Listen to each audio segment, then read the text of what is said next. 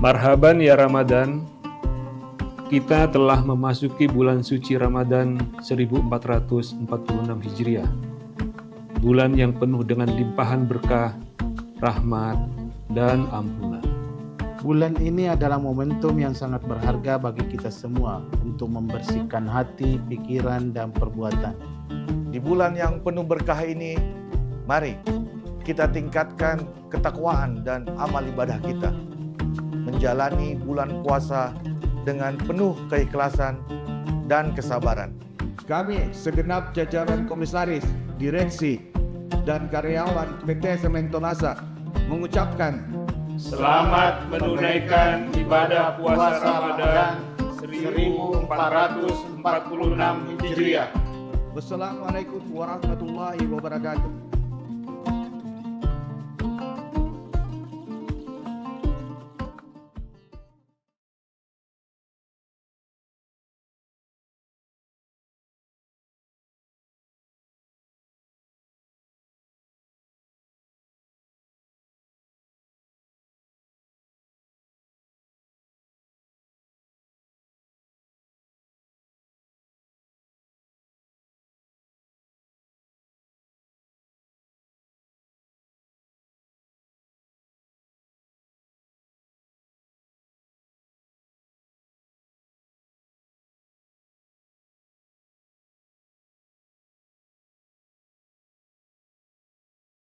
Assalamualaikum warahmatullahi wabarakatuh dan selamat sore Tribuners dimanapun Anda berada. Alhamdulillah pada hari ini kembali kita berjumpa tentunya dalam Syiar Ramadan 1446 Hijriah bersama dengan Tribun Timur. Nah Tribuners, seperti di episode-episode sebelumnya, hari ini kita juga akan kembali membersamai waktu-waktu jelang berbuka puasa Tribuners dengan mendengarkan ceramah dan juga tentunya mendapatkan ilmu-ilmu baru yang akan dibagikan tentu saja oleh Ustadz Dr. Kamarudin Mustamin MPhilI selaku dosen Fakultas Usuluddin dan Filsafat UIN Alauddin Makassar. Assalamualaikum, selamat sore Pak Ustadz. Waalaikumsalam warahmatullahi wabarakatuh. Selamat sore. Iya, alhamdulillah ya Pak Ustadz, hari ini kita kembali bertemu dan insya Allah akan kembali membagikan ceramah-ceramah dan juga tentunya ilmu-ilmu yang baru untuk seluruh Tribuners.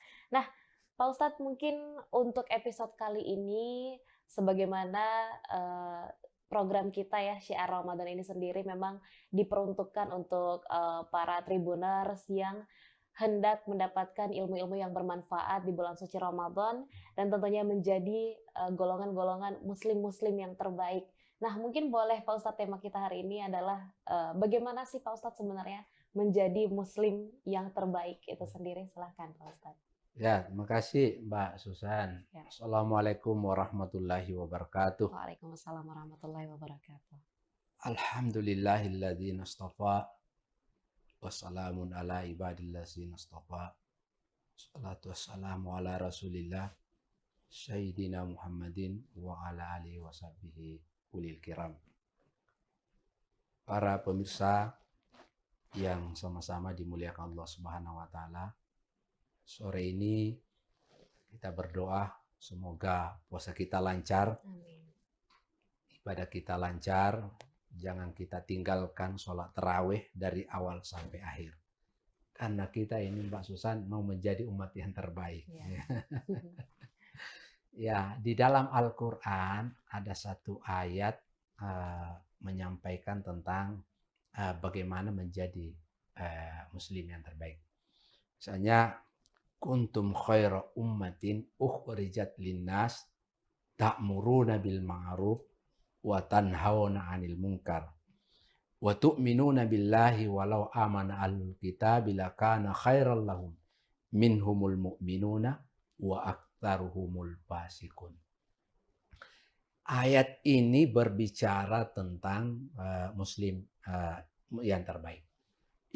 Indikatornya itu ada 3. Yang pertama, ta'muruna bil ma'ruf. Jadi kita harus menyampaikan kebaikan-kebaikan. Contoh kebaikan yang saya maksudkan adalah misalnya mengajak orang ke masjid, Mbak Susan. Jadi kalau ada tetangga kita bulan suci Ramadan ini belum pernah datang sholat tarawih atau belum puasanya maksimal, kita arahkan mereka, ajak mereka. Jangan digosip, tetapi lebih baik kita sampaikan.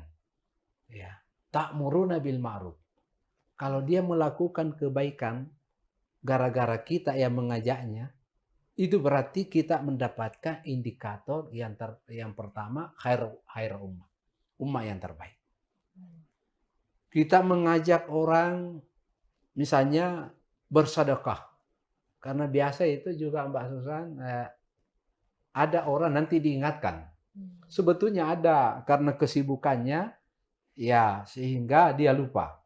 Jadi bagus itu kalau ada orang yang selalu mengingatkan. Makanya di masjid itu bagus itu selalu pengumuman sebelum sholat tarawih diingatkan itu. Ini juga bagian dari ta'muruna bil ma'ruf, mengajak mereka supaya bisa menyumbang di masjid.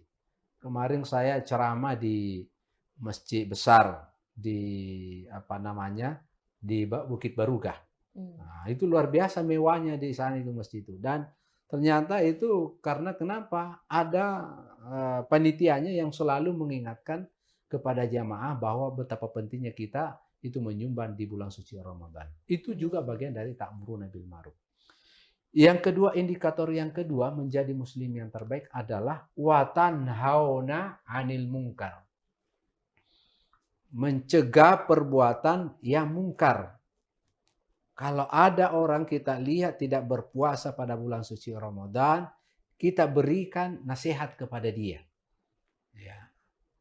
Kita berikan nasihat bahwa bulan suci Ramadan ini adalah bulan diwajibkannya berpuasa. Kalau memang mereka tidak bisa berpuasa, maka jangan memperlihatkan ya makan di tengah banyak orang. Ya. Ini wa tanhauna 'anil munkar. Kita harus mencegah untuk melakukan kemungkaran. Indikator yang ketiga adalah wa tu'minuna billah.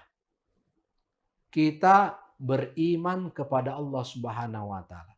Setiap langkah kita datang ke masjid, maka dia mendapatkan ya satu pahala dan gugurlah dosa-dosa kita. Dan ini harus dipercaya.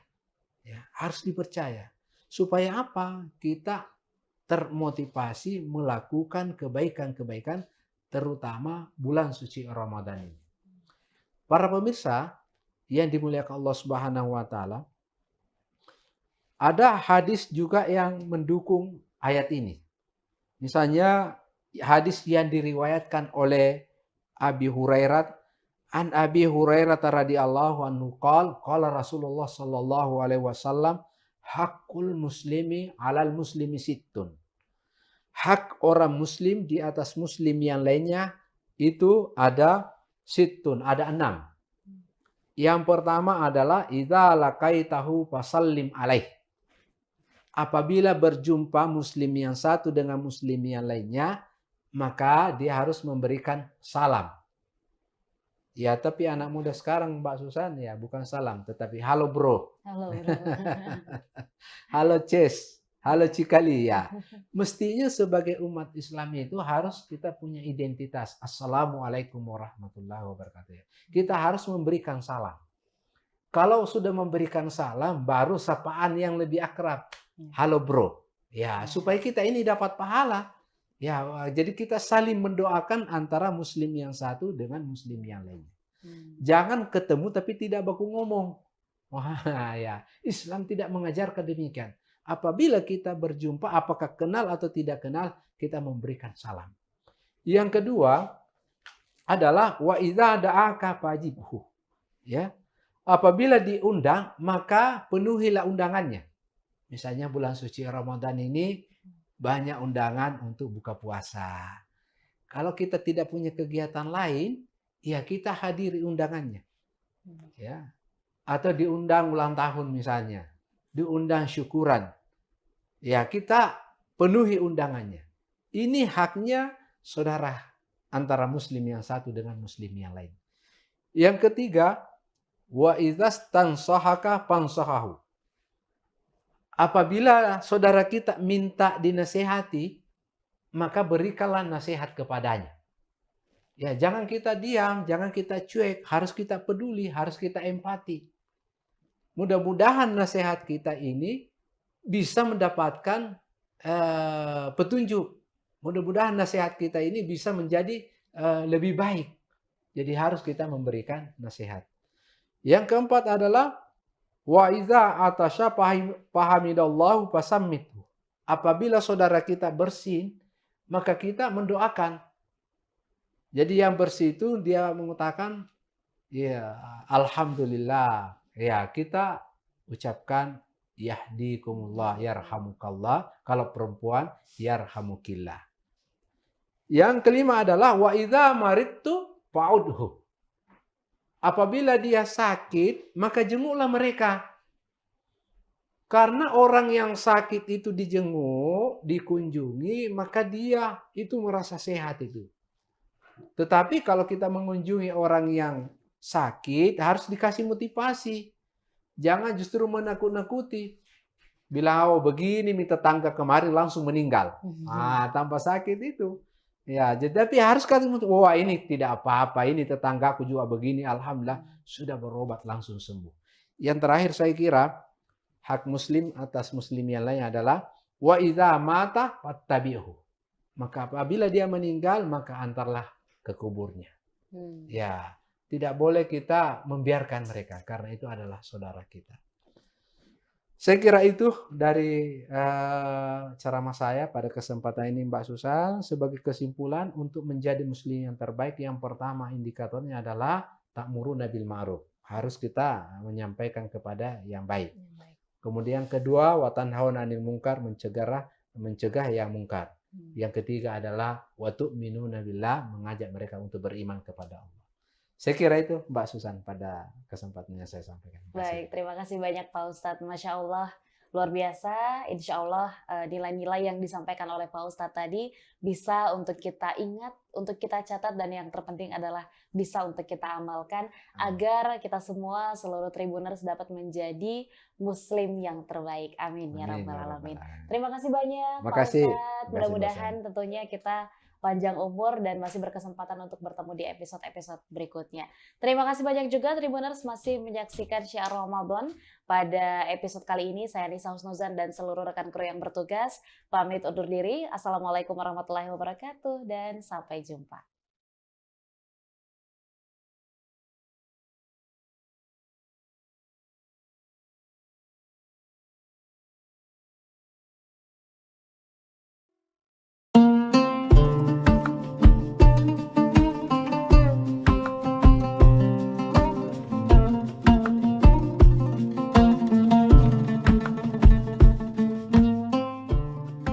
Marhaban ya Ramadan, kita telah memasuki bulan suci Ramadan 1446 Hijriah. Bulan yang penuh dengan limpahan berkah, rahmat, dan ampunan. Bulan ini adalah momentum yang sangat berharga bagi kita semua untuk membersihkan hati, pikiran, dan perbuatan. Di bulan yang penuh berkah ini, mari kita tingkatkan ketakwaan dan amal ibadah kita. Menjalani bulan puasa dengan penuh keikhlasan dan kesabaran. Kami segenap jajaran komisaris, direksi, dan karyawan PT Sementonasa mengucapkan selamat menunaikan ibadah puasa Ramadan 1446 Hijriah. Wassalamualaikum warahmatullahi wabarakatuh.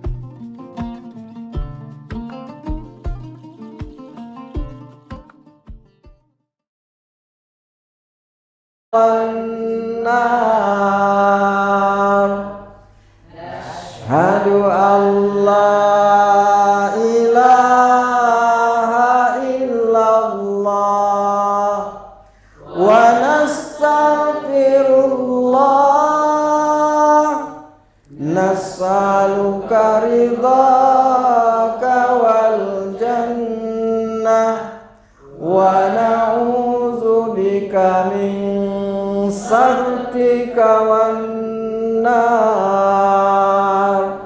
Nashhadu an la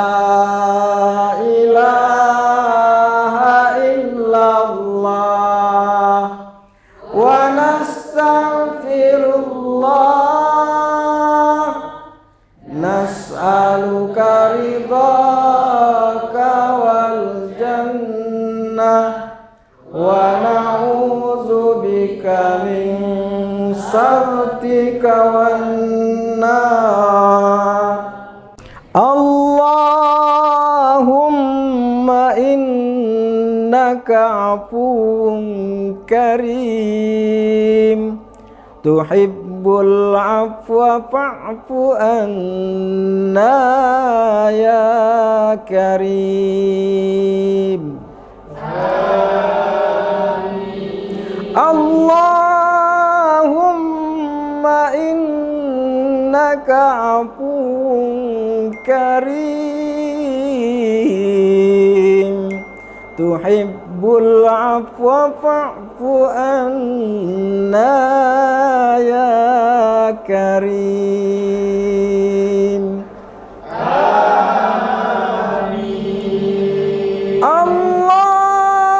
Allahumma innaka afuwun karim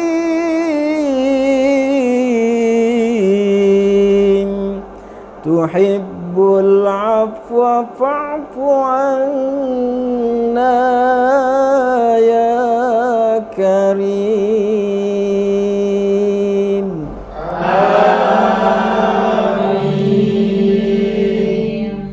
Nashhadu an la ilaha illallah wa nastaghfirullah nas'aluka ridhaka wal jannah wa na'udzubika min sakhatika wan nar. Ashhadu an la ilaha illallah wa nastaghfirullah nas'aluka ridhaka wal jannah wa na'udzubika min sakhatika wan nar.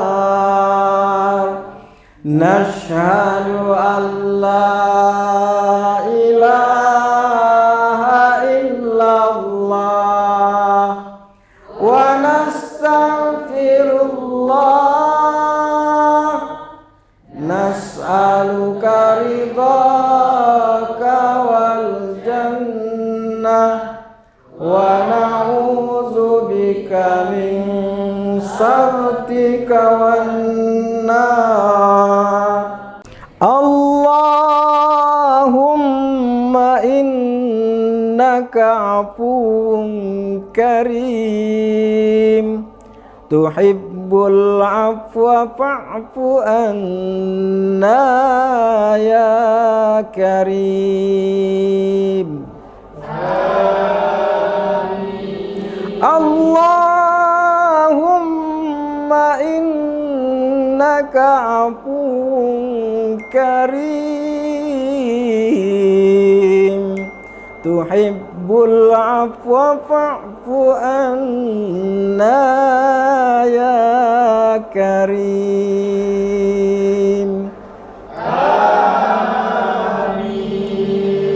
Allahumma innaka afuwun karim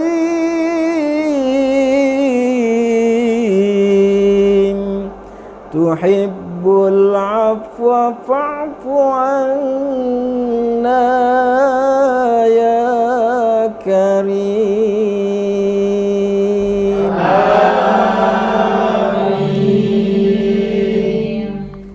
Nashhadu an la ilaha illallah wa nastaghfirullah nas'aluka ridhaka wal jannah ونعوذ بك من سخطك والنار نشهد أن لا إله إلا الله ونستغفر الله نسألك رضاك والجنة ونعوذ بك من سخطك والنار نشهد أن لا إله إلا الله ونستغفر الله نسألك رضاك والجنة ونعوذ بك من سخطك والنار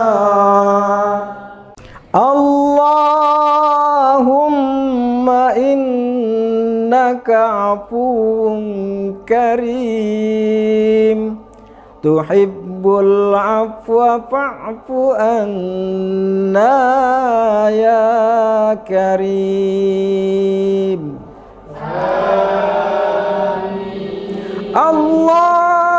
اللهم إنك عفو كريم تحب العفو فاعف عنا يا كريم آمين اللهم إنك عفو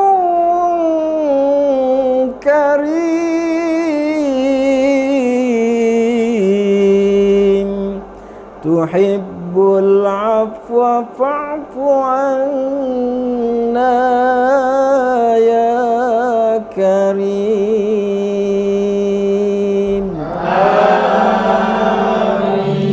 آمين نشهد أن لا إله إلا الله ونستغفر الله نسألك رضاك والجنة ونعوذ بك من سخطك والنار نشهد أن لا إله إلا الله ونستغفر الله نسألك رضاك والجنة ونعوذ بك من سخطك والنار نشهد أن لا إله إلا الله ونستغفر الله نسألك رضاك والجنة ونعوذ بك من سخطك والنار اللهم إنك عفو كريم تحب العفو فاعف عنا يا كريم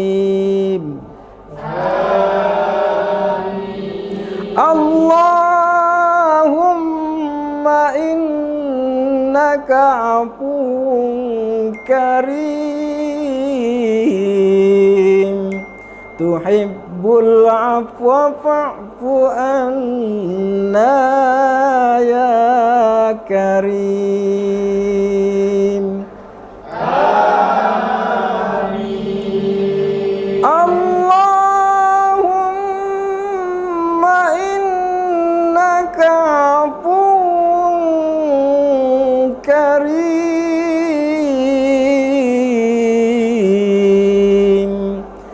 tuhibbul afwa fa'fu anna ya karim.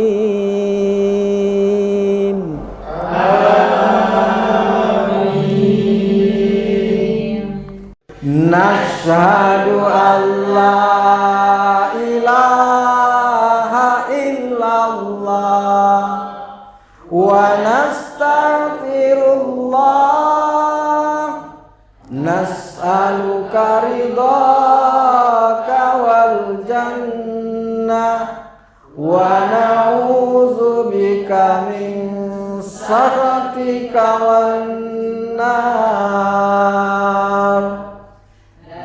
Asyhadu an la ilaha illallah wa nastaghfirullah, nas'aluka ridhaka wal jannah wa na'udzubika min sakhatika wan nar. Nashhadu an la ilaha illallah wa nastaghfirullah, nas'aluka ridhaka wal jannah wa na'udzubika min sakhatika wan nar. Allahumma innaka afuwun karim, tuhibbul afwa fa'fu anna ya karim. Allahumma innaka afuwun karim, tuhibbul afwa fa'fu anna ya karim.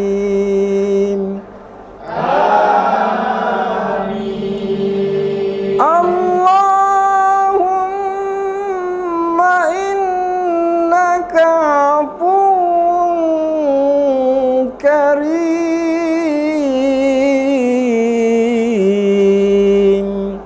tuhibbul afwa fa'fu anna ya karim.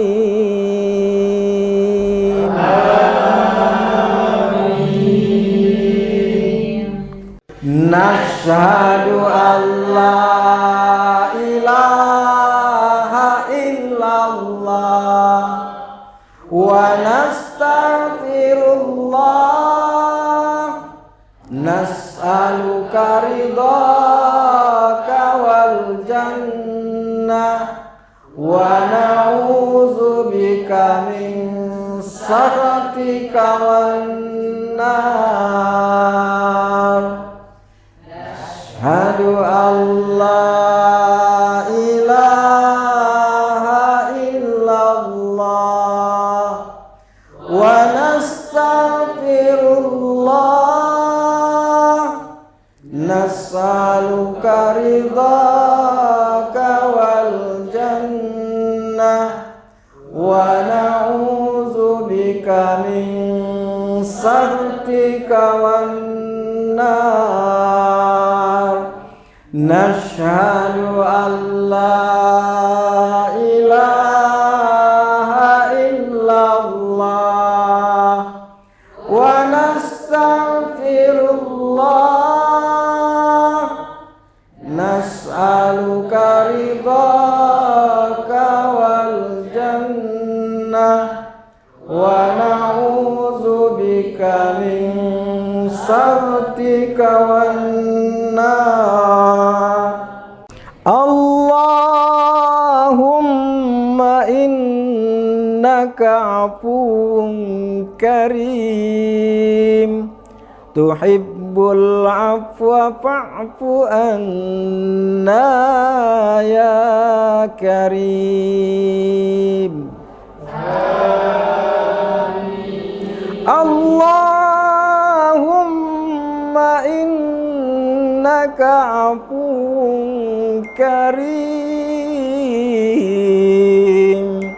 tuhibbul afwa fa'fu anna ya karim. Amin. Allahumma innaka afuwun karim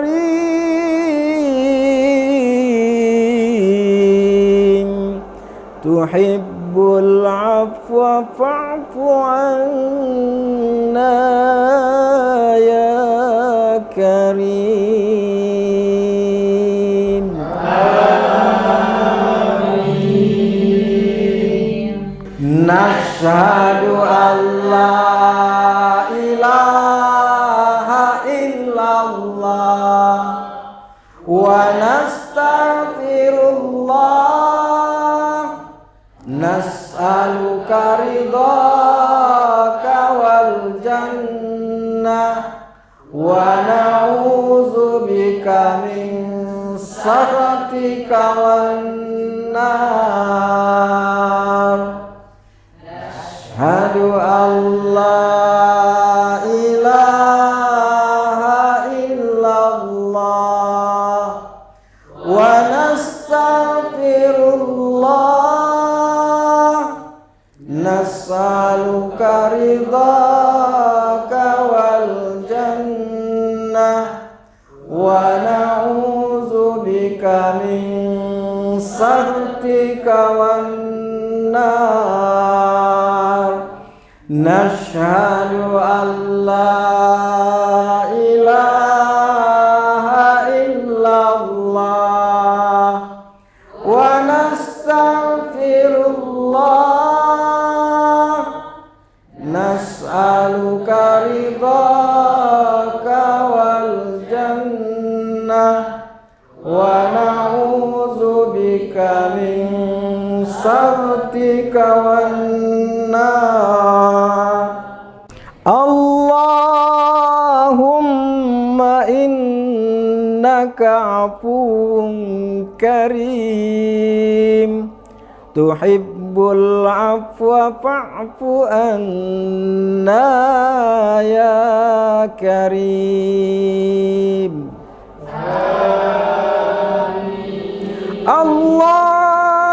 Allahumma innaka afuwun karim tuhibbul afwa fa'fu anna ya karim. Amin. Allahumma innaka afuwun karim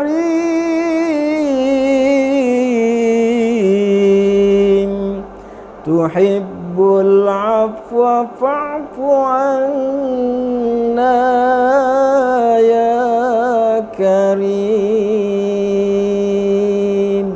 Amin. Nashhadu an la ilaha illallah wa nastaghfirullah nas'aluka ridhaka wal jannah wa na'udzubika min sakhatika wan nar.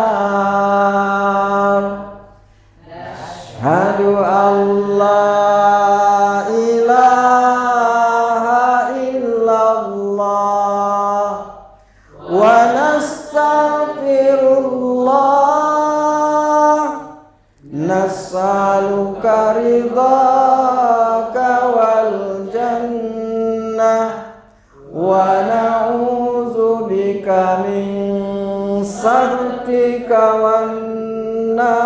والنار نشهد أن لا إله إلا الله ونستغفر الله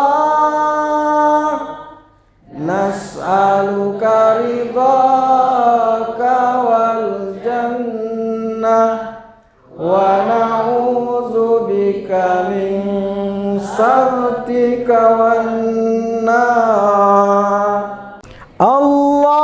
اللهم إنك عفو كريم تحب العفو فاعف عنا يا كريم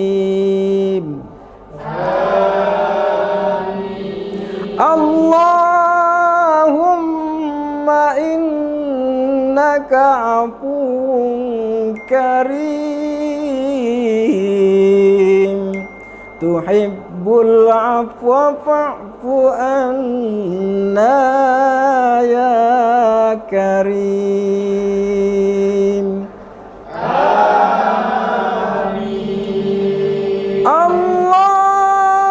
اللهم إنك عفو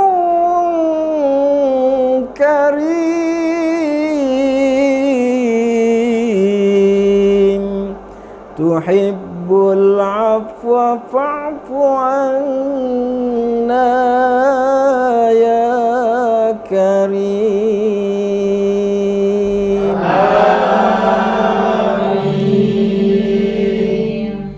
نشهد أن لا إله إلا الله ونستغفر الله نسألك رضاك والجنة ونعوذ بك من سخطك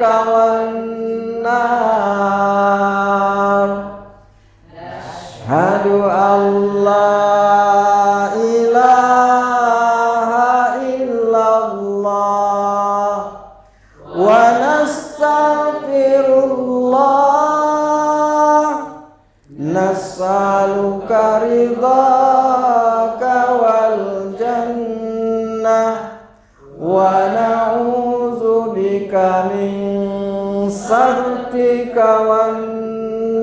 والنار نشهد أن لا إله إلا الله ونستغفر الله نسألك رضاك والجنة ونعوذ بك من سخطك والنار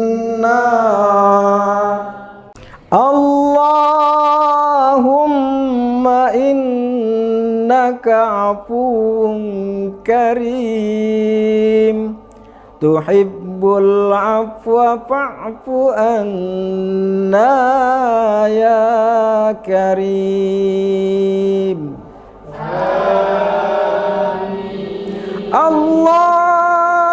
اللهم إنك عفو كريم تحب العفو فاعف عنا يا كريم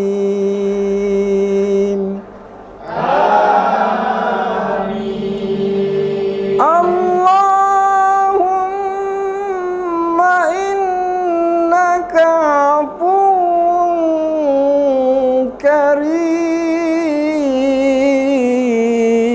كريم تحب العفو فاعف عنا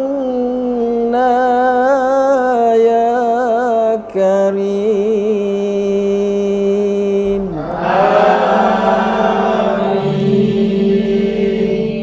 نشهد أن لا إله إلا الله wa nastaghfirullah, nas'aluka ridhaka wal jannah wa na'udzubika min sakhatika wan nar.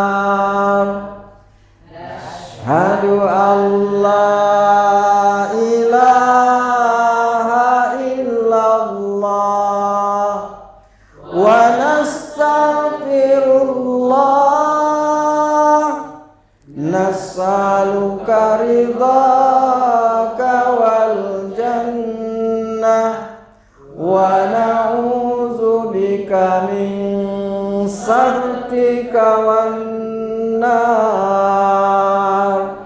Nashhadu an la ilaha illallah wa nastaghfirullah, nas'aluka ridhaka wal jannah wa na'udzubika min sakhatika wan nar. Allahumma innaka afuwun karim, tuhibbul afwa fa'fu anna ya karim.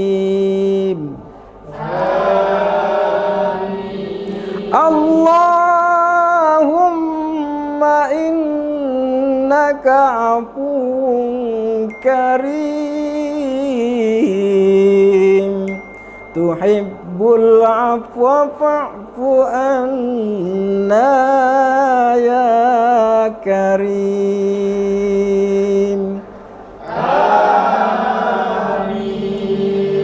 Allahumma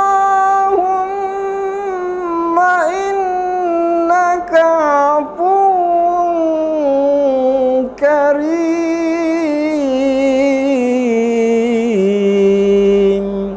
tuhibbul afwa fa'fu anna ya karim.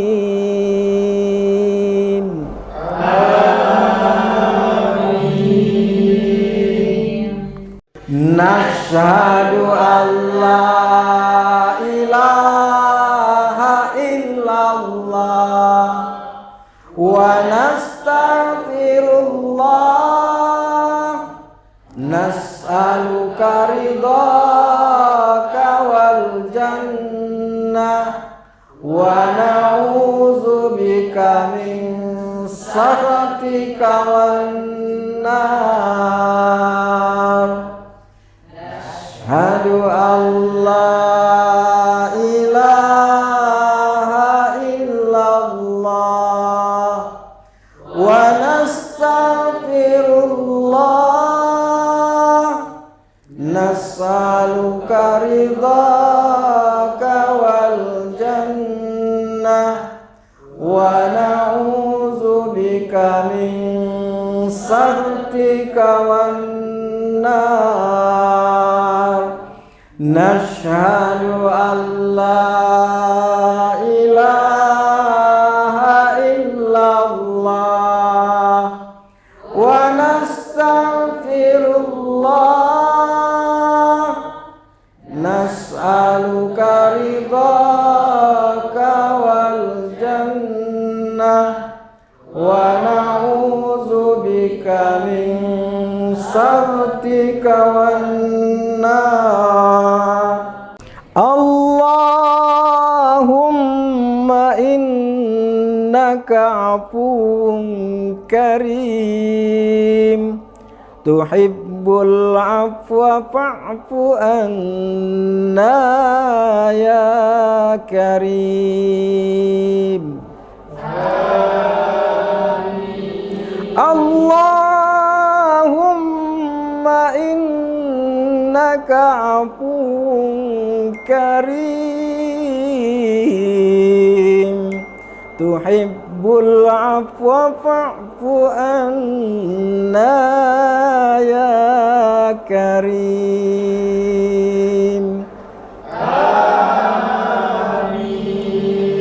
Allahumma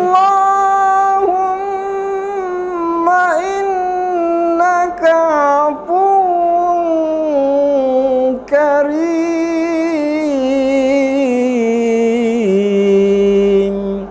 tuhibbul afwa fa'fu anna ya karim.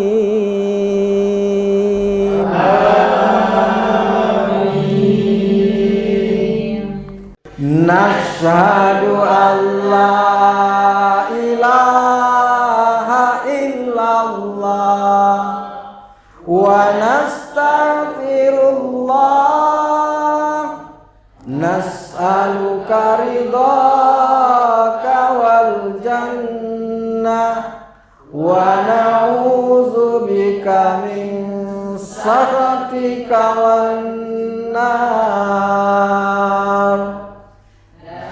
Asyhadu an la ilaha illallah wa nastaghfirullah, nas'aluka ridhaka wal jannah wa na'udzubika min sakhatika wan nar.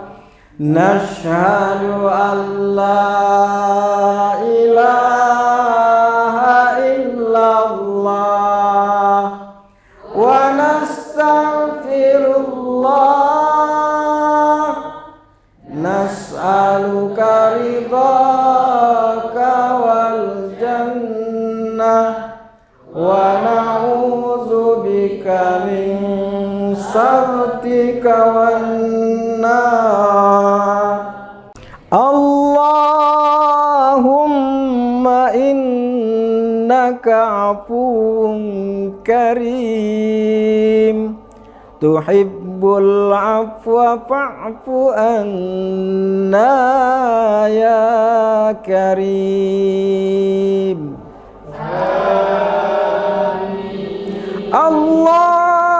Allahumma innaka afuwun karim, tuhibbul afwa fa'fu anna ya karim.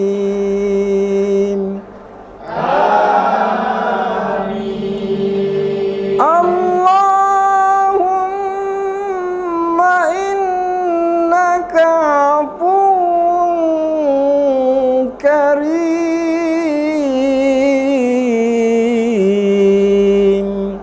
tuhibbul afwa fa'fu anna ya karim.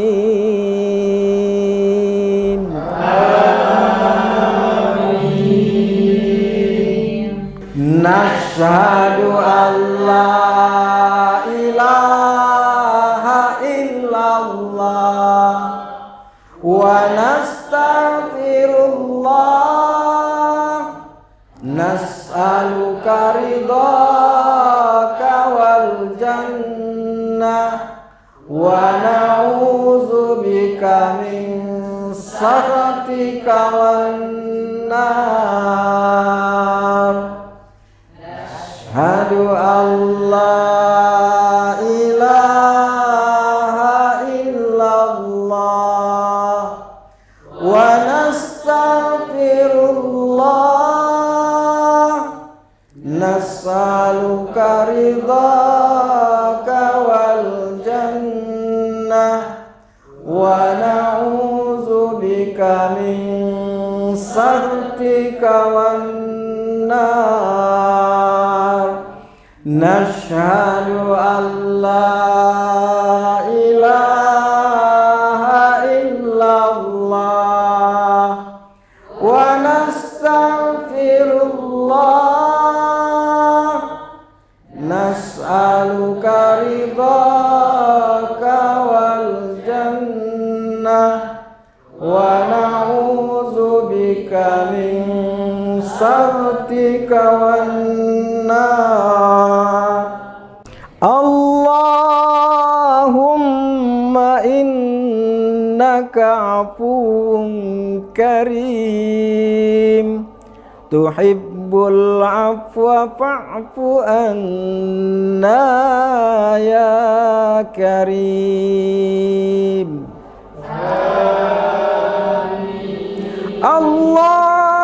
اللهم إنك عفو كريم تحب العفو فاعف عنا يا كريم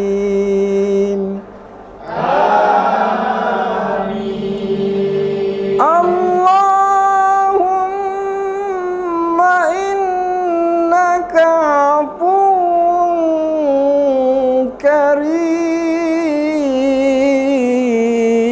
كريم تحب العفو فاعف عنا يا كريم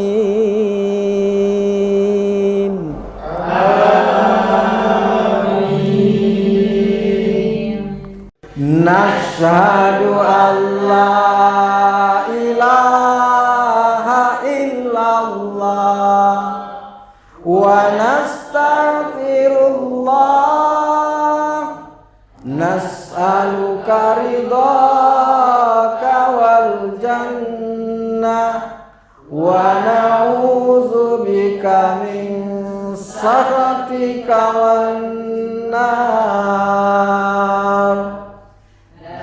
أشهد أن لا إله إلا الله ونستغفر الله نسألك رضاك والجنة ونعوذ بك من سخطك والنار نشهد أن لا إله إلا الله ونستغفر الله نسألك رضاك والجنة اللهم لك سمنا وعلى رزقك أفطرنا ذهب الدمع وابتلت العروق وثبت الأجر إن شاء الله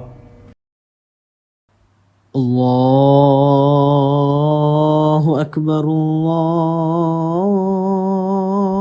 الله أكبر الله أكبر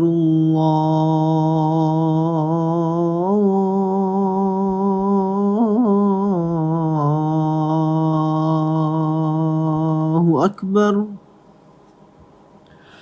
أشهد أن لا إله إلا الله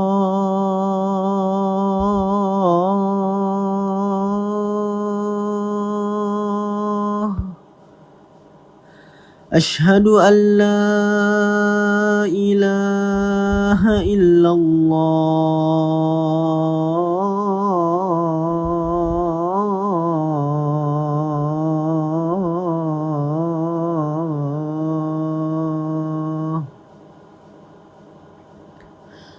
أشهد أن محمد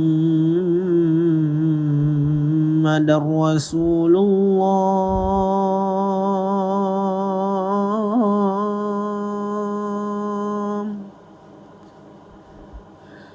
أشهد أن محمد رسول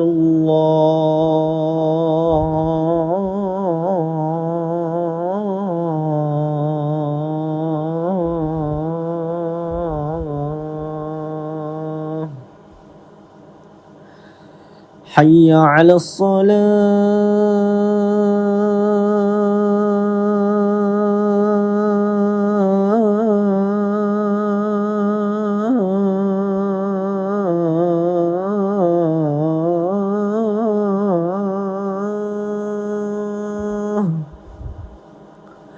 حي على الصلاة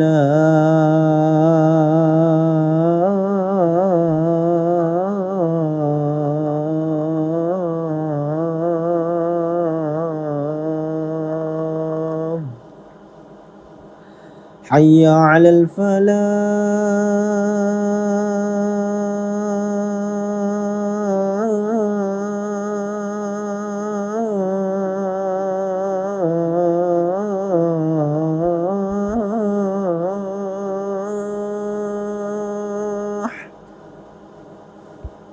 حي على الفلاح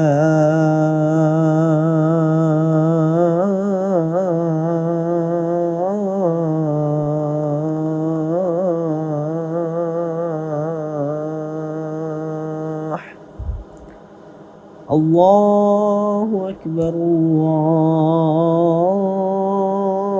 الله أكبر لا إله إلا الله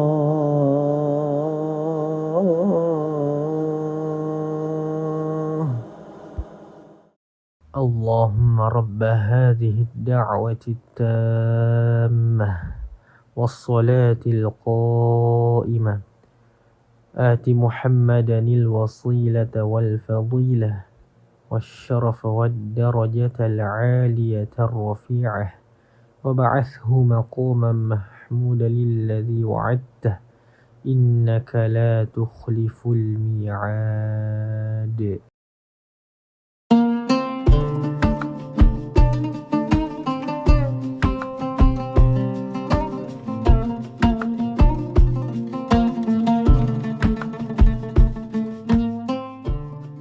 Marhaban ya Ramadan, kita telah memasuki bulan suci Ramadan 1446 Hijriah. Bulan yang penuh dengan limpahan berkah, rahmat, dan ampunan. Bulan ini adalah momentum yang sangat berharga bagi kita semua untuk membersihkan hati, pikiran, dan perbuatan. Di bulan yang penuh berkah ini, mari kita tingkatkan ketakwaan dan amal ibadah kita. Menjalani bulan puasa dengan penuh keikhlasan dan kesabaran. Kami segenap jajaran komisaris, direksi, dan karyawan PT Sementonasa mengucapkan Selamat menunaikan ibadah puasa Ramadan 1446 Hijriah. Wassalamualaikum warahmatullahi wabarakatuh.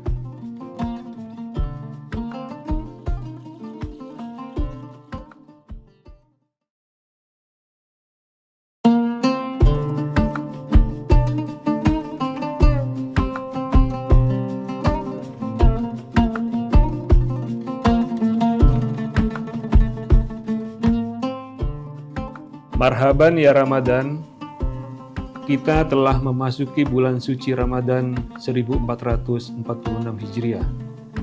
Bulan yang penuh dengan limpahan berkah, rahmat, dan ampunan.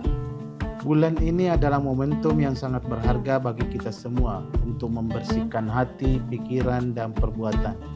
Di bulan yang penuh berkah ini, mari kita tingkatkan ketakwaan dan amal ibadah kita. Menjalani bulan puasa dengan penuh keikhlasan dan kesabaran. Kami segenap jajaran komisaris, direksi, dan karyawan PT Sementonasa mengucapkan Selamat menunaikan ibadah puasa Ramadan 1446 Hijriah. Wassalamualaikum warahmatullahi wabarakatuh.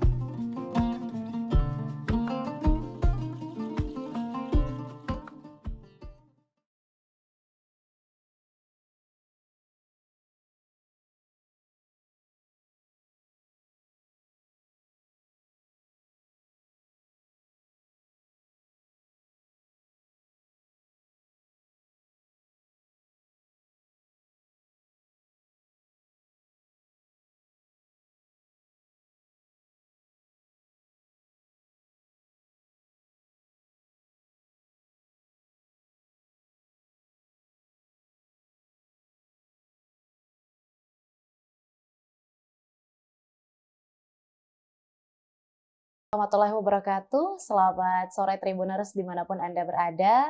Alhamdulillah kembali kita berjumpa tentunya dalam syiar Ramadan 1446 Hijriah.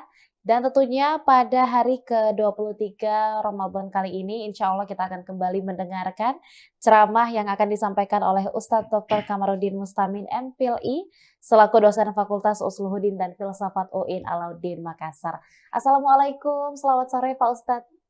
Waalaikumsalam warahmatullahi wabarakatuh. Iya, gimana Selamat Pak sore. Ustadz memasuki hari ke-23 kali ini sendiri? Kabarnya gimana? Alhamdulillah selalu bersyukur. Alhamdulillah. Sesuai dengan tema kita. Oke, Pak Ustadz sudah menyampaikan nih kalau tema hari ini kita akan membahas tentang rasa syukur dalam tema ceramah hari ini. Untuk itu langsung aja saya persilakan Pak Ustadz. Ya, makasih Mbak Susan. Assalamualaikum warahmatullahi wabarakatuh. Waalaikumsalam warahmatullahi wabarakatuh. Alhamdulillah. Alhamdulillahilladzi arsala rasulahu bil huda wa dinil haq liyuzhirahu 'ala dini kulli wa kafa billahi syahida wa kafa billahi alima wa kafa billahi wakila. Para pemirsa Tribuners yang dimuliakan Allah Subhanahu wa taala, pembahasan kita kali ini tentang syukur. Jadi syukur lawannya adalah kufur. Di dalam Al-Quran surah Ibrahim ayat 7. La in syakartum la azidannakum wa la in kafartum inna azabi lasyadid. Jadi rumusnya kehidupan itu, kalau kita pandai bersyukur kepada Allah, la azidannakum. Allah tambahkan nikmatnya. Tetapi justru sebaliknya, kalau kita kufur, kita ingkari nikmat Allah, inna adzabi lasyadid, kata Allah sesungguhnya azabku sangat pedih. Nah, syukur ini harus ada 3 hal yang harus menyertainya. Yang pertama disertai dengan niat. Karena kata Nabi, innamal a'malu binniyat. Yang kedua disertai dengan ucapan. Ada rezeki, dia ucapkan alhamdulillah. Naik jabatannya, alhamdulillah bersyukur. Dan yang ketiga perbuatan. Jadi jangan hanya niatnya, ucapannya, tetapi perbuatannya tidak bersyukur. Lulus, alhamdulillah saya lulus. Yang paling tinggi derajatnya itu adalah niatnya, kemudian ucapannya, kemudian diaplikasikan, undang temannya syukuran. Ya, jadi syukur itu 3 yang tidak bisa kita pisahkan ya. Jadi niat, kemudian ucapan dan perbuatan. Ya, dan nikmat Allah itu macam-macam. Ya, ada diberikan nikmat itu lewat harta. Jadi kalau Allah titip harta kita, harta Allah sama kita, itu harus dijaga dengan bagus. Jangan justru harta itu membuat kita melampaui batas, sombong. Karena memang dalam Al-Quran, innal insana la yatgha, ketika manusia dikasih posisi kelebihan, la yatgha, ada kecenderungan melampaui batas. Menganggap enteng orang di bawahnya. Ini harus kita sadari. Ya. Yang berikut, ada orang diberikan nikmat itu jabatan. Jadi jabatan itu ketika kita mendapatkan posisi jabatan itu harus disyukuri. Ada ulama berkata, kalau ada orang dikasih jabatan baru dicintai sama rakyatnya, maka itu adalah jabatannya adalah nikmat. Tetapi ketika dikasih jabatan, dia menyalahgunakan jabatannya, maka itu bukan nikmat tetapi laknat. Yang berikut ada orang dikasih nikmat itu keturunan. Jadi anak itu adalah nikmat, keturunan. Coba ada teman saya sudah puluhan tahun sampai sekarang belum ada anaknya. Jadi kalau kita dikasih anak, peliharalah anak itu dengan bagus. Sekolahkan mulai TK, SD, SMP, SMA, masuk perguruan tinggi, sampai dapat pekerjaan, sampai menikah. Baru kita keluar dari tanggung jawab. Ini harus dipelihara. Karena kalau tidak dipelihara dengan bagus, keturunan kita tidak pelihara dengan bagus, jangan sampai nanti ini menjadi pertanyaan di hari kemudian. Gara-gara anak kita dihalangi masuk surga. Oleh karena itu, kita syukuri kalau kita dikasih anak keturunan. Yang berikut, nikmat Allah itu termasuk nikmat sehat. Alhamdulillah saya bisa berada di studio ini bersama Mbak Susan, para pemirsa yang ada di rumah. Kita mendengarkan ceramah saya, itu nikmat itu karena kita masih dikasih pendengaran. Coba bayangkan orang tuli itu. Tidak bisa mendengarkan dengan bagus, tidak bisa melihat dengan bagus. Ini harus kita syukuri. Ya, makanya kalau dikasih nikmat, kita tidak boleh kufur. Termasuk nikmat sehat ini harus dijaga kesehatan kita. Ya. Jadi termasuk kesehatan harus dijaga, ya, minum vitamin, kalau lalu capek, apalagi dalam keadaan puasa, itu harus dikontrol kesehatan. Karena kesehatan itu adalah nikmat. Para pemirsa Tribuners, sebelum saya mengakhiri ceramah saya, ada kisah begini. Ada 3 orang punya masalah. Yang pertama, buta. Yang kedua, botak. Yang ketiga, dikasih penyakit kulit. Apa kata orang buta ini? Kalau saya sembuh dari buta saya, mata saya akan bersedekah dengan unta. Orang botak berkata, kalau saya tumbuh rambutku ini dengan bagus, saya bersedekah dengan sapi.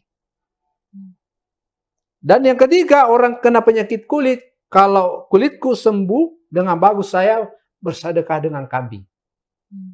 Tiba-tiba diutuslah malaikat dalam bentuk manusia. Coba pergi kau menagih ini. Ternyata ditagih, bilang saya tidak pernah berkata demikian. Berarti orang seperti ini mengingkari nasarnya. Ini termasuk orang kufur. Oleh karena itu, kalau kita dikasih amanah oleh Allah, kita syukuri. Ya, kita syukuri. La in syakartum la azidannakum wa la in kafartum inna adzabi lasyadid. Oleh karena itu, mari kita pandai menjadi orang-orang bersyukur. Saya kira demikian Mbak Susan. Terima kasih. Baik, sama-sama Pak Ustadz. Dan juga tentunya Tribuners, jangan lupa atas segala yang telah kita raih, atas segala bentuk nikmat yang diberikan oleh Allah Subhanahu wa taala, kita harus senantiasa untuk bersyukur atas itu. Jadi jangan buru-buru berbangga diri ya, Pak Ustadz. Jangan lupa seluruh nikmat yang diberikan kepada kita itu tak lain dan tak bukan adalah rezeki dari Allah Subhanahu wa taala. Maka dari itu jangan lupa untuk berterima kasih dan juga tentunya bersyukur atas segala yang telah kita dapatkan hingga hari ini. Terima kasih. Saya kira ada lagu Mbak Susan, syukuri apa yang ada. Ya, syukuri apa yang ada. Jangan ada apanya. Jadi memang kita harus menyukuri apapun yang telah kita terima dan kita raih dalam kehidupan kita sehari-hari. Terima kasih banyak Pak Ustadz sudah bersedia untuk membagikan ceramahnya pada hari ini. Terima kasih banyak juga untuk Tribuners yang masih setia menyaksikan Syiar Ramadan 1446 Hijriah di episode kali ini. Saya Nisa Suzan dan seluruh rekan kru yang bertugas pamit undur diri. Assalamualaikum warahmatullahi wabarakatuh dan sampai jumpa.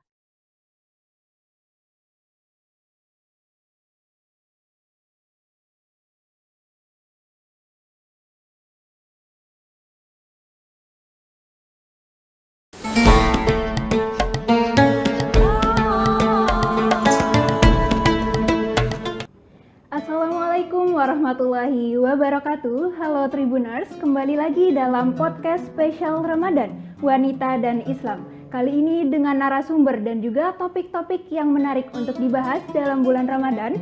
Bersama saya Garneta Lia Widianti sebagai host dalam podcast kali ini. Dan juga yang menemani saya, narasumber istimewa kita, ada Ibu Dr. Siti Tatmainul Qulub MSI. Selamat datang Ibu, bagaimana kabarnya Ibu Inung? Alhamdulillah baik Mbak Lia. Nah, Bu Inung ini akrab di UIN Sunan Ampel Surabaya, dipanggil sebagai Ibu Inung. Nah, Ibu Inung ini merupakan ketua dari program studi ilmu falak di Fakultas Syariah dan Hukum UIN Sunan Ampel Surabaya. Kali ini dalam podcast spesial Ramadan Wanita dan Islam akan membahas tentang hilal, atau kita akan mengobrol seputar hilal, rahasia penentuan awal dalam bulan Ramadan. Nah, mungkin bagi Sobat Tribuners dan juga beberapa orang yang awam tentang ilmu falak masih belum mengetahui apa sih ilmu falak itu. Dari Ibu Inung mungkin bisa bantu untuk dijelaskan apa sih ilmu falak itu, Ibu. Baik, terima kasih Mbak Lia ya. Ilmu falak mungkin kita mengenalnya di Indonesia dikenal dengan ilmu hisab ru'yat, yaitu ilmu yang mana mempelajari tentang benda-benda langit, khususnya ada matahari, bulan, dan juga bumi yang terkait dengan ibadah umat Islam. Jadi objek kajian dari ilmu falak itu ada menentukan arah kiblat, menentukan awal waktu sholat, menentukan awal bulan Qamariyah atau kita kenal dengan kalender Islam, dan juga untuk menentukan gerhana, baik gerhana matahari ataupun gerhana bulan. Jadi kegiatan kalau kita belajar ilmu falak itu ada dua, yaitu menghitung dan juga meru'yah atau observasi. Gitu Mbak. Wah, berarti ilmu falak ini hampir sama seperti astronomi ya Ibu? Hampir sama, hanya saja ilmu falak ini lebih khusus lagi. Kalau astronomi itu berkaitan dengan benda-benda langit tapi umum. Jadi dari segi sainsnya dikenal dengan theoretical astronomy mungkin kalau itu adalah ilmu astronomi. Tapi kalau ilmu falak ini lebih ke practical astronomy. Bagaimana ilmu astronomi itu dipraktekkan untuk ibadah umat Islam. Seperti itu. Ya. Bu Inung, apa sih yang membedakan antara ilmu falak di saat ini dan juga ilmu falak pada zaman dahulu atau tradisional? Baik, terima kasih. Kalau ilmu falak saat ini itu kita sudah lebih canggih ya, lebih modern dengan berbagai alat, di mana alat-alat tersebut bisa digunakan baik secara manual ataupun secara digital ya. Kita ada teodolit, ada teleskop, kemudian juga alat-alat yang bisa merekam dan seterusnya. Kalau zaman dahulu alat-alatnya masih bersifat tradisional, jadi belum bersifat optik ya. Dalam artian penggunaannya masih menggunakan manusia harus ada di sana, dan waktu itu alat-alat yang ada itu besar-besar. Jadi kalau satu rumah itu hanya cukup untuk 2 alat atau 3 alat. Satu alat itu bisa 3 meter kalau zaman dahulu. Dan untuk mengoperasionalkannya itu butuh 2 sampai 3 astronom untuk melakukan pengamatan. Kalau zaman sekarang sudah serba canggih begitu. Alat sudah lebih ringkes, bahkan sekarang sudah ada program-program, aplikasi-aplikasi yang itu bisa memudahkan kita untuk belajar ilmu falak begitu. Itu yang ada saat sekarang ya. Berarti seiring perubahannya zaman juga sudah ada teknologi ya. Betul. Kita mengenal adanya teknologi dalam ilmu falak ini, Bu, dalam ilmu falak modern seperti itu. Ibu Inung, kalau saya ingin bertanya ke Ibu Inung, ini ketertarikan awal dalam dunia ilmu falak ini apa sih, Ibu? Baik. Saya dulunya di aliyah itu bukan belajar ilmu falak ya. Saya aliyah itu di Madrasah Aliyah Keagamaan. Hanya saja waktu itu dapat beasiswa untuk beasiswa Mora dari Kementerian Agama itu di UIN Wali Songo Semarang ya. Itu programnya beasiswanya di sana konsentrasi ilmu falak. Dari situlah saya belajar awal. Nah, belajar awal itu kemudian karena waktu masuk itu masih prodi Akhwalus Sahsiyah, konsentrasinya adalah ilmu falak. Saya baru tahu ya apa sih ini. Akhirnya karena belum tahu tentang itu, orang tua saya yang ini adalah bapak saya yang pertama itu ngajarkan saya tentang ilmu falak. Jadi guru falak pertama saya itu bapak saya. belajar tentang Sulamun Nayyiran waktu itu, kitab falak kalau sekarang takribi, metodenya masih metode yang kurang akurat, cuman itu dipelajari di pondok-pondok pesantren salaf, itu belajarnya pakai Sulamun Nayyiran. Nah, dari situ baru saya tertarik untuk belajar ilmu falak. Oh, ternyata menarik begitu, benda-benda langit itu sangat menarik, apalagi dikaitkan dengan ibadah umat Islam. Jadi sangat membantu untuk memudahkan kita dalam beribadah, seperti itu. Berarti tokoh pertama yang mengenalkan tentang ilmu falak itu justru dari ayah sendiri. Betul, ya, Ibu Inung? Ayah saya, guru pertama saya falak. Nah, makanya dari itu mulai tertarik di ilmu falak dan ingin menekuni juga ya. Iya. Ibu Inung, mungkin kalau dari ketertarikan ini, apa sih yang membuat mahasiswa atau orang-orang ini tertarik untuk belajar ilmu falak itu sendiri, Ibu? Ya, biasanya mahasiswa itu tertarik kalau sudah observasi. Ya, kalau sudah ngamati praktek itu tertarik. Kemudian kalau sudah ngitung, yang mana ngitungnya sudah pakai kalkulator, ya, kalau sudah dapat hasilnya itu seneng banget begitu. Maka kalau di kampus itu saya sering ngajarkan itu dari yang praktis-praktis. Kita nggak ngajarkan dari yang sulit-sulit ya, ngajarkannya yang praktis-praktis dulu. Bagaimana sin 5 derajat itu cara nombolnya di kalkulator itu seperti apa? Oh, dapat hasilnya sama. Mereka seneng ya. Dari yang praktis-praktis seperti itu akhirnya mereka juga tertarik. Oh, ternyata ilmu falak itu mudah begitu. Karena orang menganggap bahwa belajar ilmu falak itu ilmu yang sulit karena memang langka dan kesannya itu jadi momok begitu ya. Jadi momok bagi masyarakat atau kaula muda sekarang yang itu matematika itu sulit. Ilmu falak itu lebih terkesan sama dengan matematika begitu. Tapi kalau kita sudah mengenalkan dengan hal-hal yang praktis, mengenalkan bagaimana cara pencet kalkulator, bagaimana neropong, bagaimana mengsimulasikan dengan alat-alat yang canggih begitu, teropong dan sebagainya, mereka tertarik seperti itu. Karena memang ilmu falak itu memang fokusnya di praktiknya ya. Betul, banyak di praktiknya. Ibu Inung, kalau dari melihat hilal sendiri ini berarti berkaitan dengan istilah Ruqyatul Hilal ya, Ibu. Kalau dari istilah Ruqyatul Hilal itu apa sih, Ibu? Baik.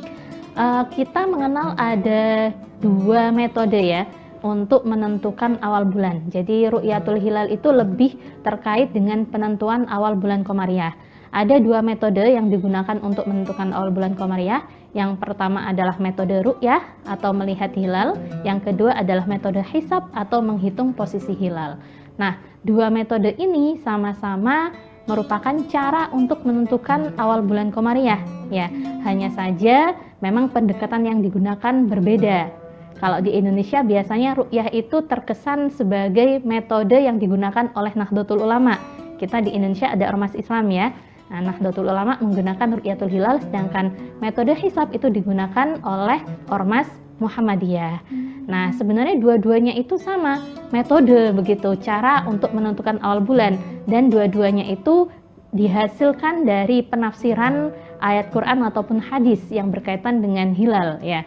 Ada ayat Quran yas'alunaka 'anil ahillah qul hiya mawaqitu lin-nasi wal hajj wa laysal birru bi an ta'tul buyuta min zuhuriha walakinnal birra man yattaqwa wa ta'tul buyuta min abwabiha wattaqullaha la'allakum tuflihun. Nah, di situ ada yas'alunaka 'anil ahillah ya, tentang hilal itu sendiri. Nah, untuk melihat hilal itu metodenya dengan hadis sumu li ru'yatihi wa aftiru li ru'yatihi fa in humma 'alaikum fa akmilu iddata sya'bana salasina. Ada kata ru'yah di sana. Nah, kata ru'yah itu ada yang memaknai secara tekstual. Secara tekstual berarti harus melihat begitu ya, melihat dengan mata kepala, melihat dengan perbuatan. Artinya ya ru'yah itu sendiri, ru'yatul hilal. Ada yang memaknai dengan kontekstual. Kalau zaman dulu mungkin Nabi itu sulit untuk melihat hilal, untuk melakukan hisab begitu ya. Jadi yang bisa dilakukan hanya ru'yah secara fi'li atau ru'yah dengan mata kepala, dengan perbuatan. Nah, sekarang ru'yah itu bisa digantikan dengan hisab. Ada yang memaknai seperti itu. Sehingga kemudian dijadikan hisab itu sebagai metode untuk menentukan awal bulan Komariah.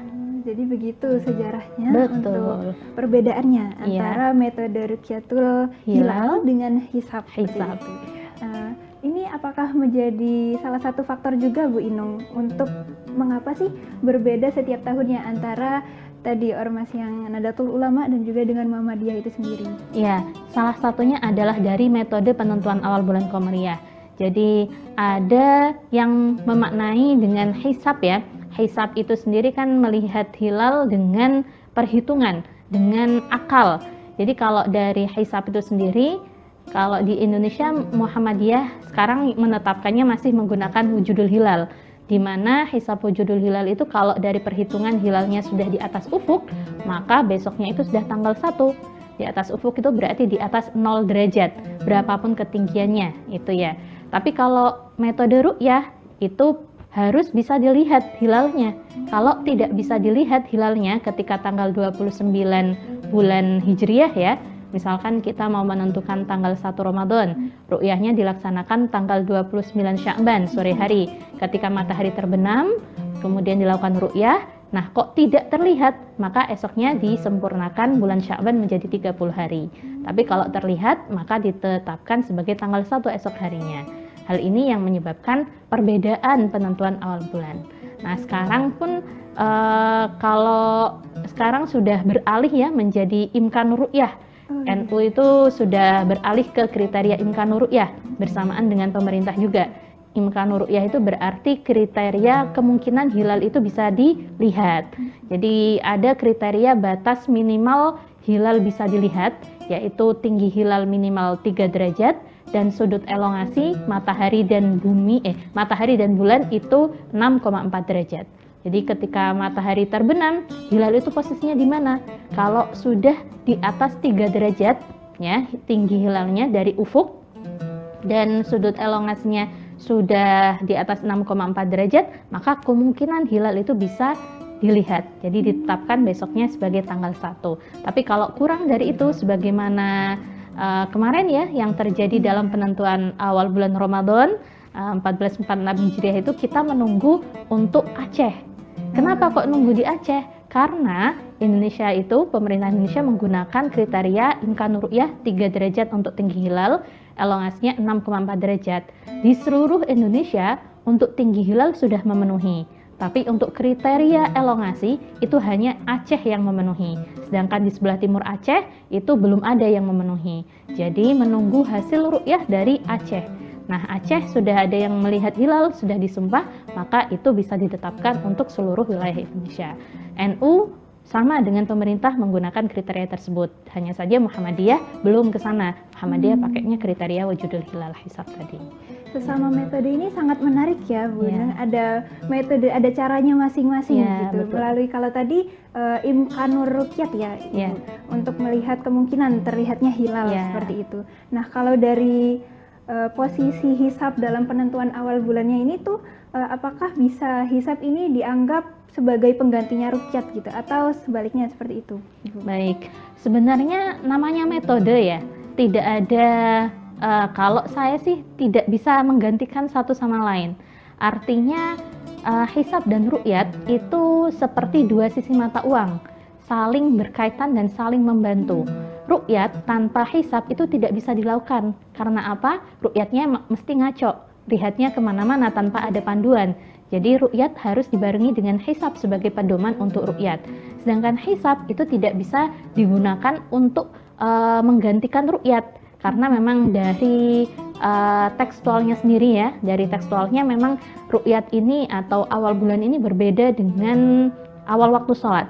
Kalau awal waktu sholat memang tanda waktunya dengan tanda waktu fenomena alam ya, lidulu kisyamsi, karena tergelincirnya matahari itu untuk waktu sholat zuhur dan seterusnya. Tidak ada kata-kata harus melihat bagaimana matahari tergelincir, itu tidak ada seperti itu.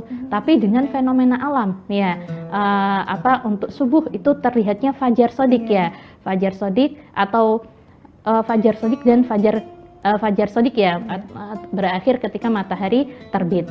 Nah itu hanya fenomena alam yang menjadi tanda untuk waktu sholat. Berbeda untuk awal bulan. Awal bulan di sana ada redaksi ru'yah hilal.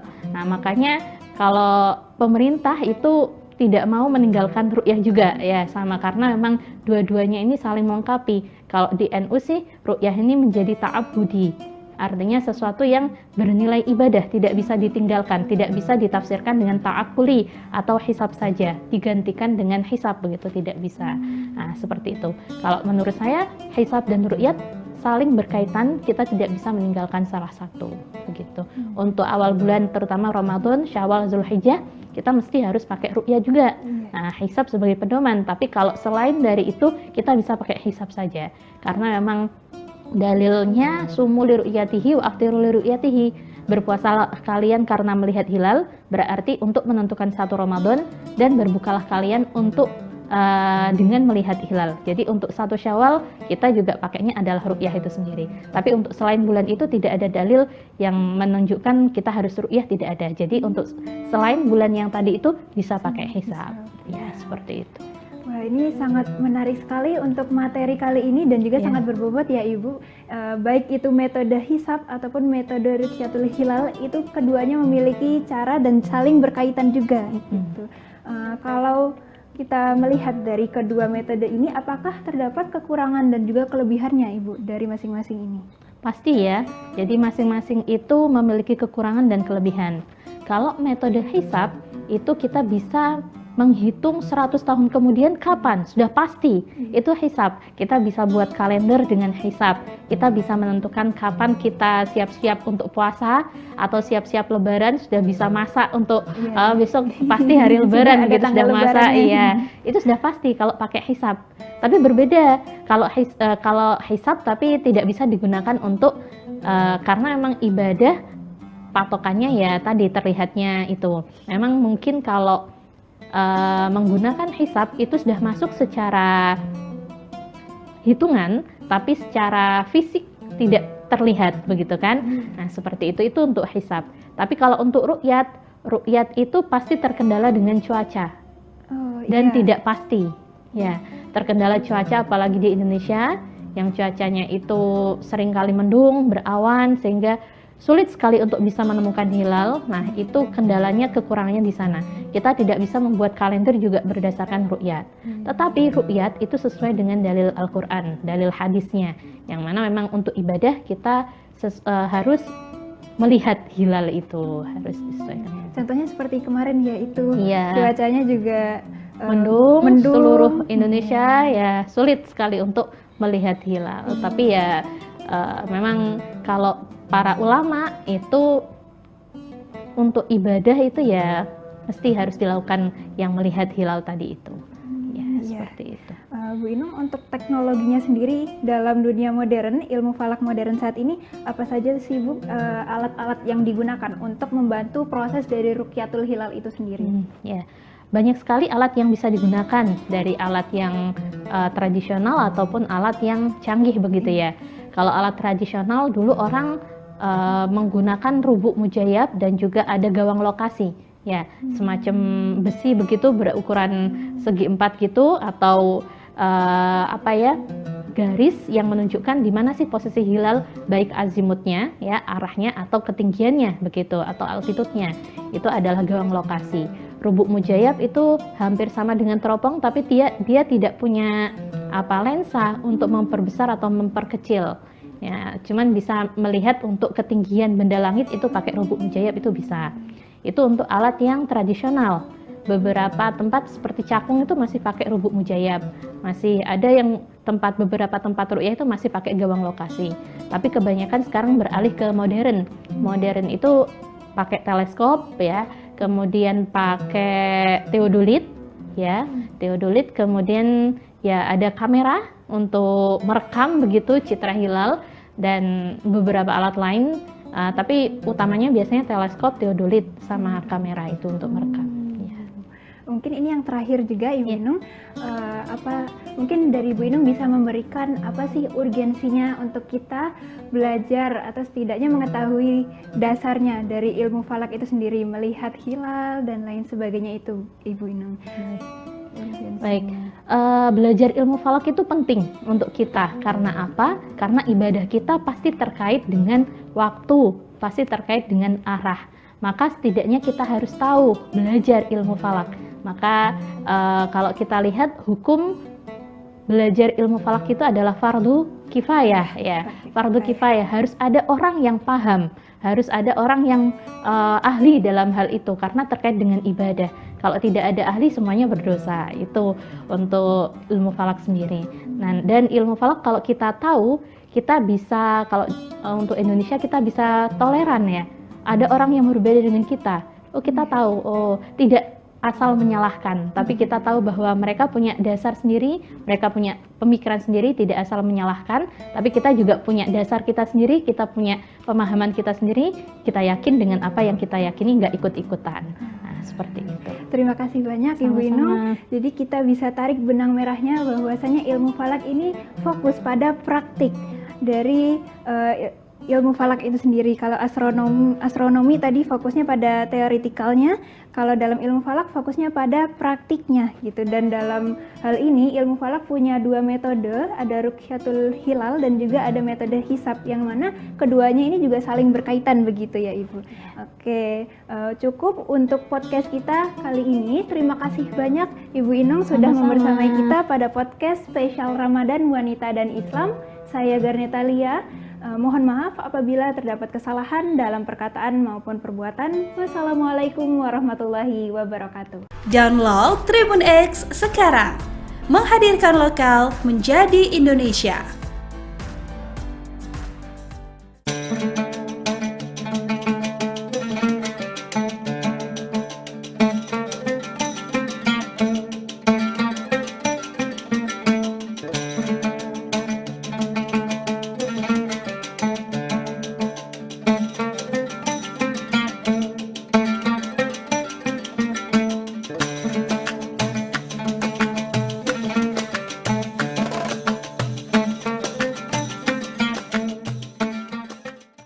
Assalamualaikum Tribuners, kembali lagi bersama aku Tita di program Mengabuburit Asyik. Nah, kali ini aku sudah berada di salah satu masjid yang menjadi ikon di kota Solo. Dari luar aja kita bisa lihat bangunannya mewah dan megah banget. Masjid Raya Syekh Zayed. Langsung aja kita eksplor ke dalam.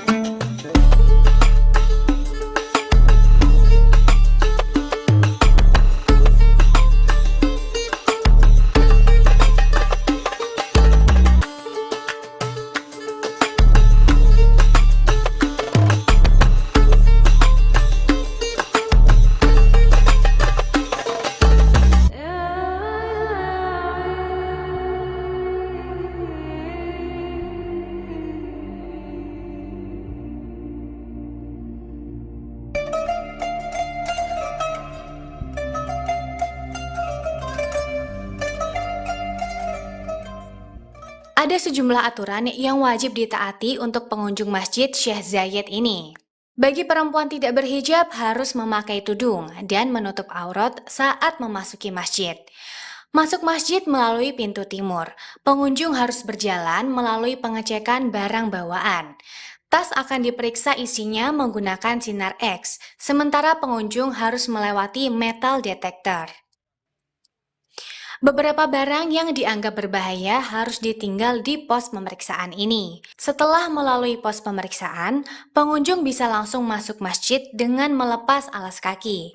Oke Tribuners, saat ini aku sudah berada di tengah-tengah, halaman tengah dari Masjid Raya Syekh Zayed nih. Dari pintu depan kita masuk langsung disambut dengan kubah utama, tempat sholat dari Masjid Syekh Zayed ini.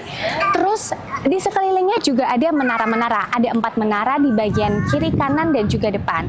Tentu aja menara-menara di sini memiliki fungsinya sendiri-sendiri. Nah, untuk pijakan kaki saat ini aku berada di atas batu marmer. Jadi memang sangat sejuk sekali.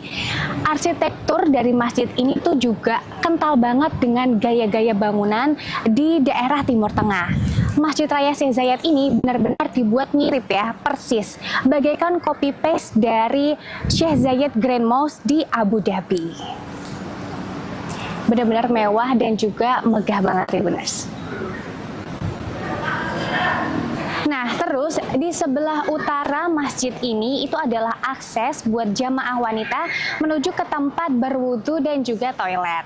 Lalu di sebelah selatannya juga sama, ini khusus untuk akses jamaah pria menuju ke tempat berwudu dan juga toilet. Masjid Syekh Zayed ini ya, Tribuners, bangunan dari masjid ini materialnya memang didatangkan langsung dari Italia. Jadi memang benar-benar terasa kemewahan dan juga kemegahannya.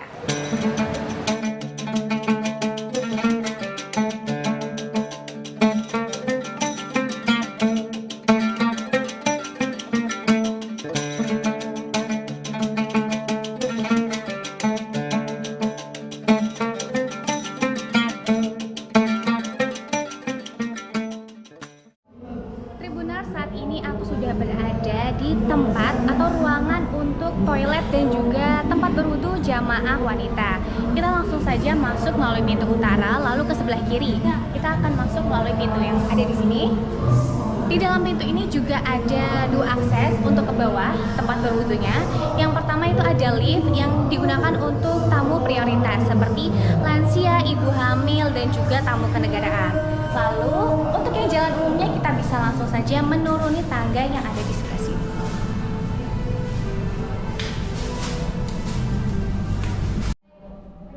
Langsung aja kita turun ke bawah.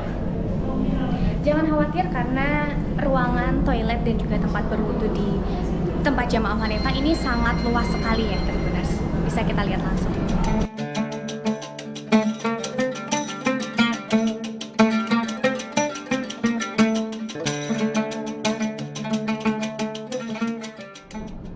Nah, ini dia ruangan tempat berwudu dan juga toilet wanita.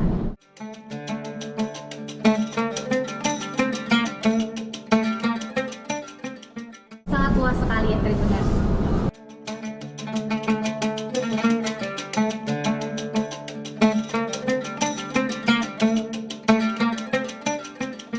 Oke, selesai berwudu kita langsung aja naik menuju tempat sholat dari Masjid Raya Syekh Zayed ini ya, Tribuners.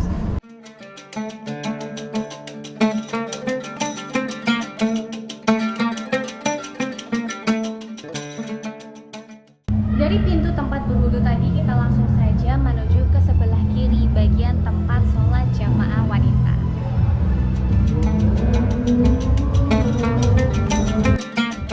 Bagi pengunjung wanita juga disediakan mukena yang bisa langsung dipakai. Jika kalian tidak membawa mukena, langsung aja bisa memakai mukena yang udah disediain dari Masjid Raya Syekh Zayed ini.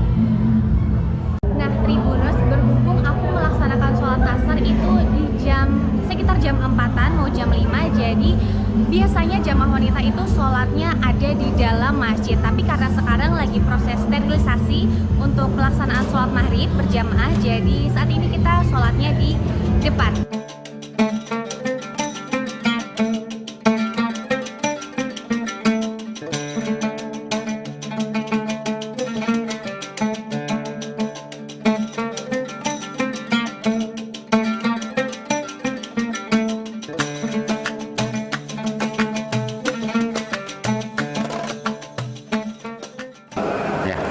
Jadi masjid ini pada awalnya adalah sebuah hasil persahabatan antara Syekh Muhammad bin Zayed yang waktu itu putra mahkota Uni Emirat Arab, sekarang Presiden Uni Emirat Arab, dan Pak Jokowi yang waktu itu adalah Presiden kita tercinta, Presiden Republik Indonesia.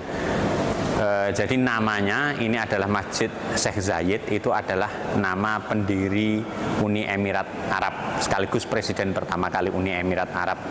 Jadi ini masjid ini kayak copy paste gitu, cuma besarannya lebih kecil ya, gitu dari Masjid Syekh Zayed yang ada di Abu Dhabi.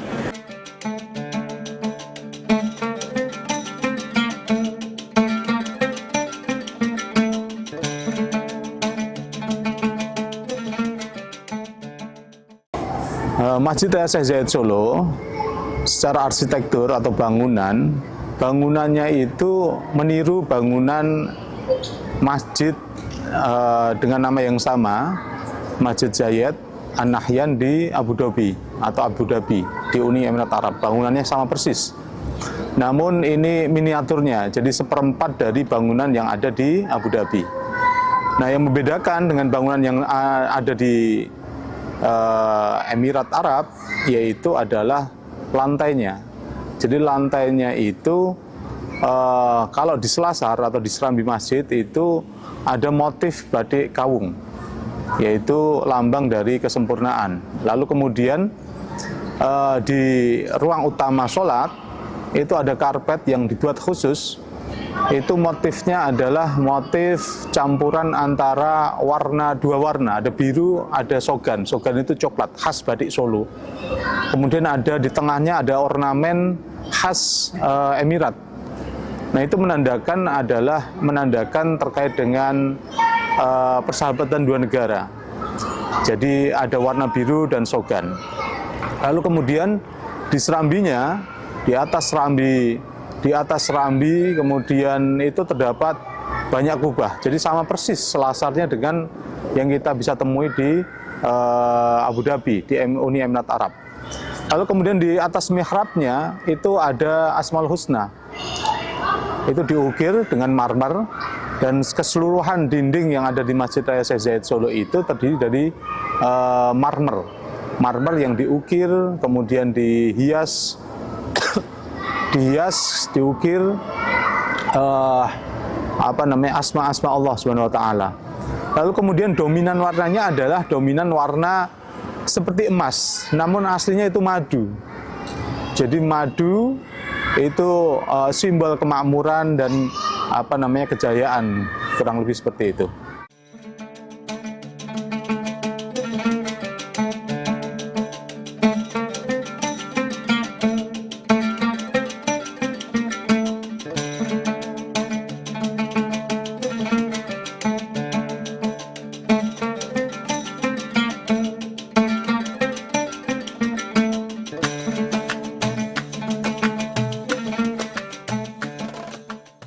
Di Masjid Raya Syekh Zayed Solo juga ada Al-Quran, yaitu Al-Quran dari hibah dari Pak Jokowi yang ditulis oleh Unsik. Unsik itu berarti Pondok Pesantren Kalibeber, Wonosobo, Pondok Pesantren Al-Quran. Nah, itu ada tulisan tangan yang baknya, bismillahnya itu ditulis sendiri oleh Pak Jokowi, kemudian sin di akhir ayat itu ditulis oleh Pak Jokowi juga. Jadi dimulai oleh Pak Jokowi, kemudian diakhiri oleh Pak Jokowi. Itu disimpan di Masjid Raya Syekh Zayed Solo. Kapasitas Masjid Raya Syekh Zayed Solo kurang lebih itu sekitar 15.000 jamaah, mampu menampung 15.000 jamaah.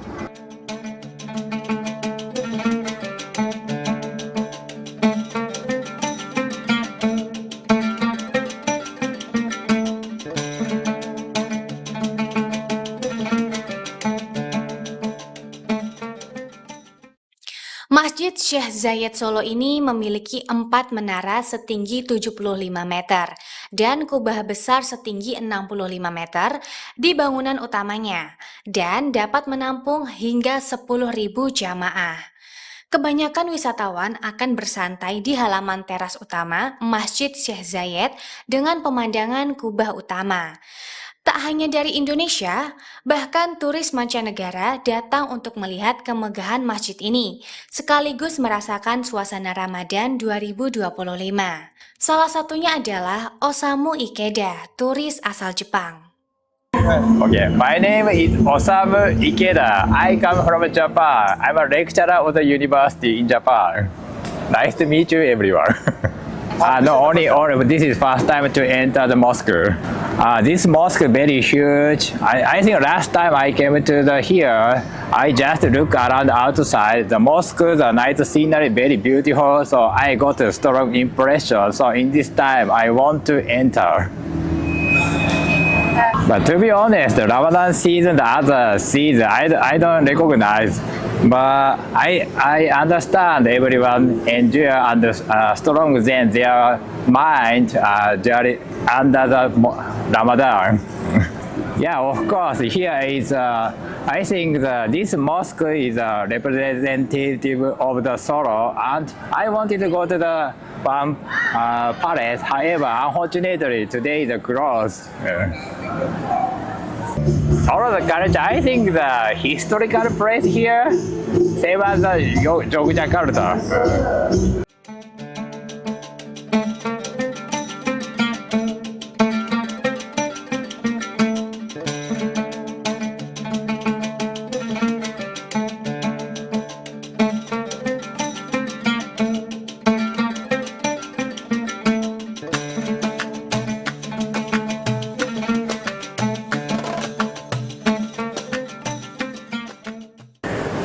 Kegiatannya kita menyesuaikan persis seperti masjid-masjid di sekitar Indonesia. Jadi khususnya Ramadan kita ada kajian-kajian, plus kita karena mentarget anak-anak muda ya kita adain banyak kursus, dan juga kursus kayak CNC Mailing, Zotero, marketplace. Nah itu yang, tapi kalau kajian kita full mulai ba'da duhur, ba'da tarwih dan ba'da subuh. Terus kemudian takjil kita setiap hari atau buka bersama itu sekitar 7.000 makan berat dan 7.000 makan ringan. Terus kalau weekend mungkin nanti kita akan menyesuaikan, kalau memang tambah akan kita tingkatkan sampai 10.000. Terus kemudian sebelumnya juga kita adakan berbagai festival kegiatan Ramadan, pertunjukan seni-seni hadroh dan seni islami lainnya, silat, wusu, dalang cilik dan lain sebagainya nanti juga dan ditampilkan sebelum buka puasa. Terus kemudian nanti 30 menit menjelang menjelang buka nanti ada ngaji yang dipimpin oleh ngaji bersama atau mendengarkan dari yang dilantunkan oleh imam Masjid Raya, imam-imam yang didatangkan dari Emirat khusus untuk bulan Ramadan ini. Jadi ada sekitar mungkin ada 5 atau 6 internasional selama Ramadan didatangkan ke Masjid Raya Syekh Zayed ini. Terus kemudian kita juga dapat sponsor, alhamdulillah sponsor utama itu adalah dari Zayed Foundation atau Yayasan Zayed dari Uni Emirat Arab.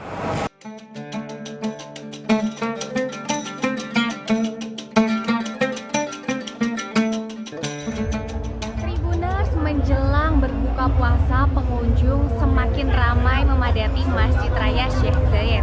Mereka berkumpul untuk melaksanakan buka bersama karena di sini juga ada pembagian takjil gratis.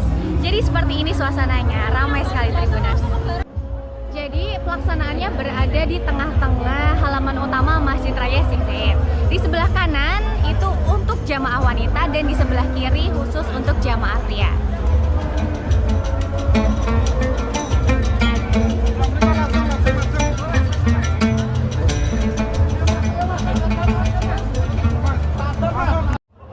Seperti yang diketahui, Masjid Raya Syekh Zayed ini menyediakan 14.000 hingga 20.000 porsi takjil untuk para jamaah yang datang setiap harinya Tribuners.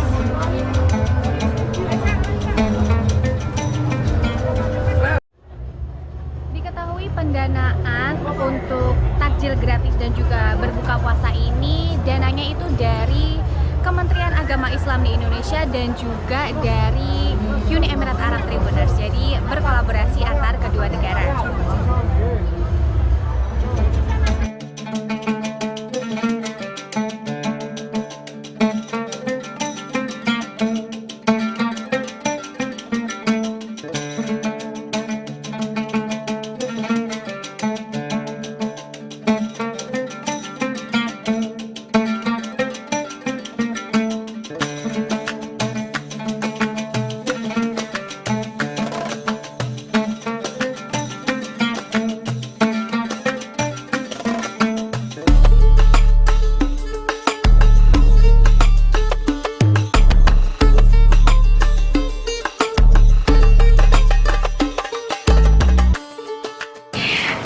Tribuners, baru aja kita udah jalan-jalan dan juga keliling buat lihat betapa mewah dan megahnya Masjid Raya Syekh Zayed ini.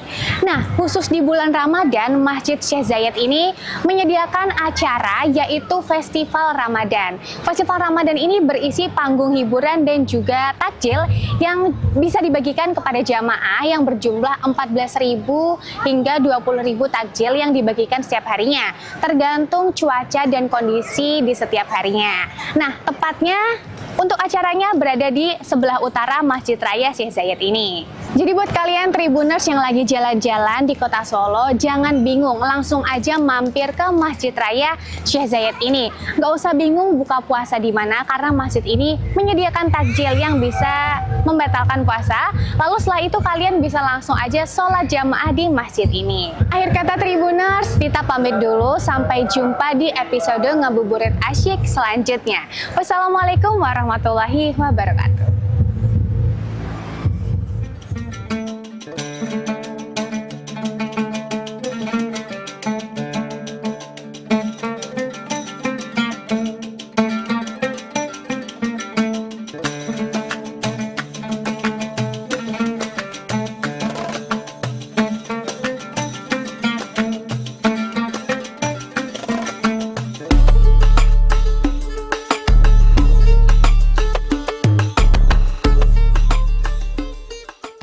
Download Tribun X sekarang, menghadirkan lokal menjadi Indonesia.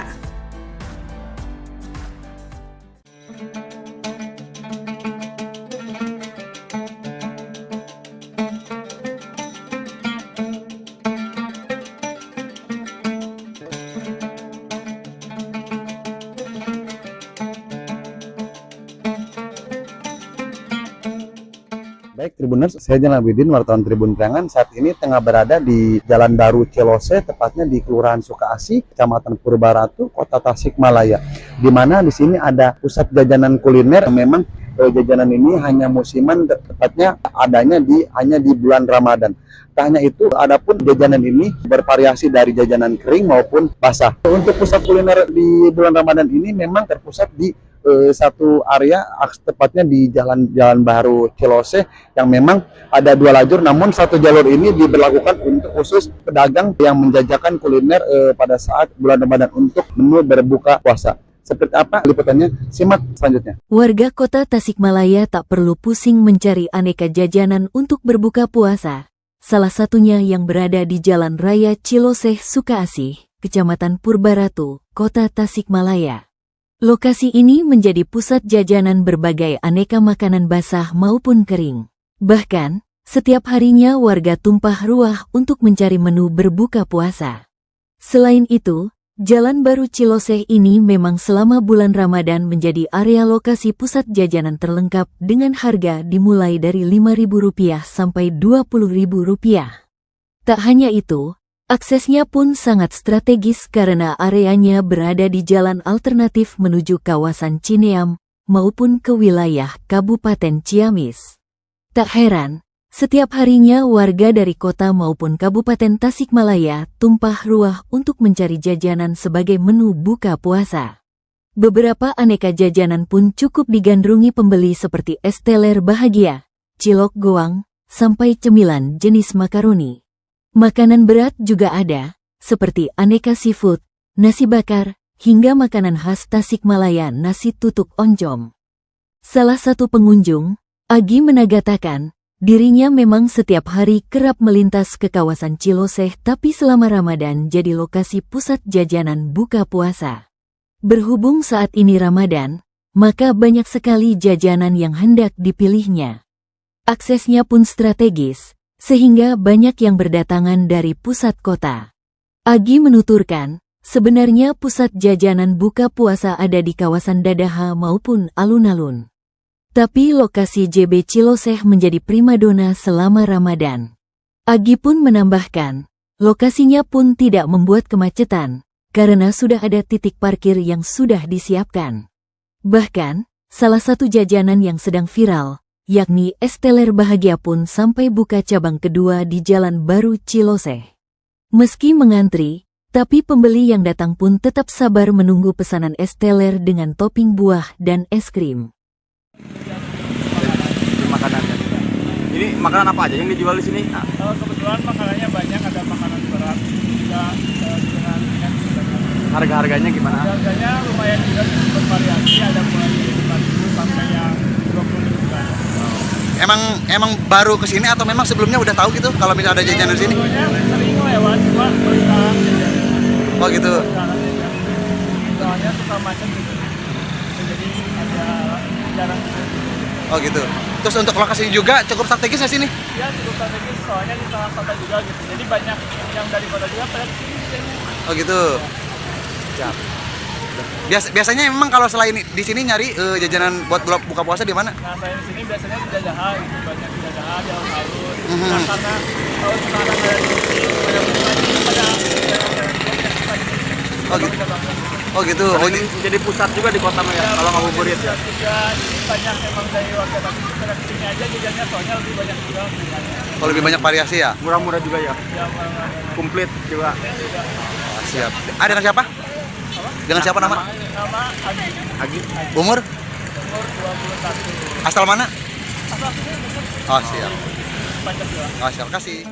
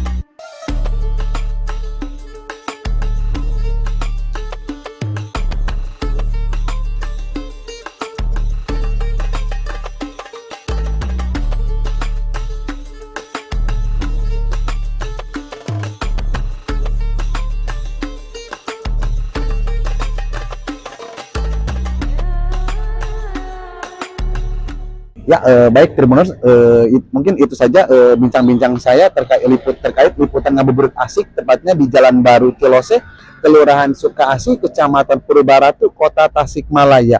Memang untuk lokasi JB Cilose ini terdapat ratusan pedagang yang menjajakan makanan basah maupun kering untuk menu berbuka puasa. Bahkan untuk lokasinya pun sangat strategis, berada di pusat kota. Aksesnya pun bisa berbatasan dengan wilayah Kabupaten Tasikmalaya maupun Kabupaten Ciamis. Kondisi inilah yang membuat para warga sekitar langsung tumpah ruah setiap harinya untuk mencari jajanan untuk menu berbuka puasa. Harganya pun cukup variatif, dimulai dari harga 5.000 sampai 20.000. Salah satu makanan yang memang menjadi andalan dan kerap digandrungi para warga yakni es teler bahagia.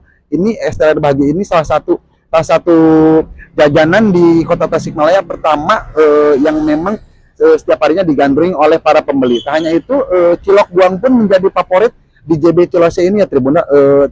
Dengan harga 5.000 mereka bisa mendapatkan cilok tersebut dengan ukuran yang dengan jumlah yang cukup besar. Mungkin itu saja liputan saya dari Kota Tasikmalaya. Jalan Abidin melaporkan.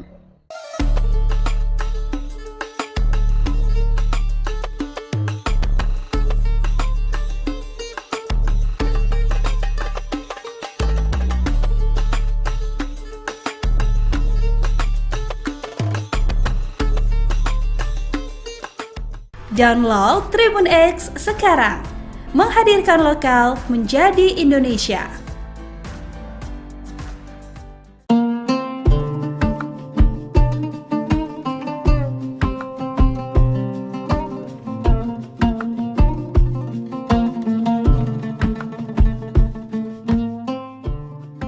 Marhaban ya Ramadan, kita telah memasuki bulan suci Ramadan 1446 Hijriah. Bulan yang penuh dengan limpahan berkah, rahmat, dan ampunan. Bulan ini adalah momentum yang sangat berharga bagi kita semua untuk membersihkan hati, pikiran, dan perbuatan. Di bulan yang penuh berkah ini, mari kita tingkatkan ketakwaan dan amal ibadah kita. Menjalani bulan puasa dengan penuh keikhlasan dan kesabaran. Kami segenap jajaran komisaris, direksi, dan karyawan PT Semen Tonasa mengucapkan selamat menunaikan ibadah puasa Ramadan 1446 Hijriah. Wassalamualaikum warahmatullahi wabarakatuh.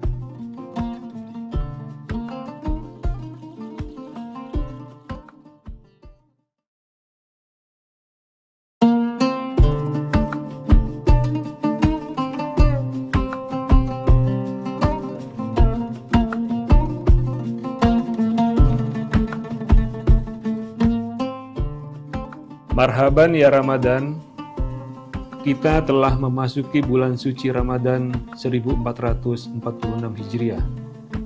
Bulan yang penuh dengan limpahan berkah, rahmat, dan ampunan.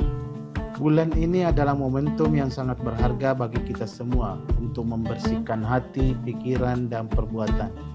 Di bulan yang penuh berkah ini, mari kita tingkatkan ketakwaan dan amal ibadah kita.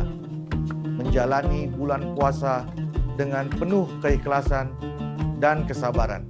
Kami segenap jajaran komisaris, direksi, dan karyawan PT Semen Tonasa mengucapkan selamat menunaikan ibadah puasa Ramadan 1446 Hijriah. Wassalamualaikum warahmatullahi wabarakatuh.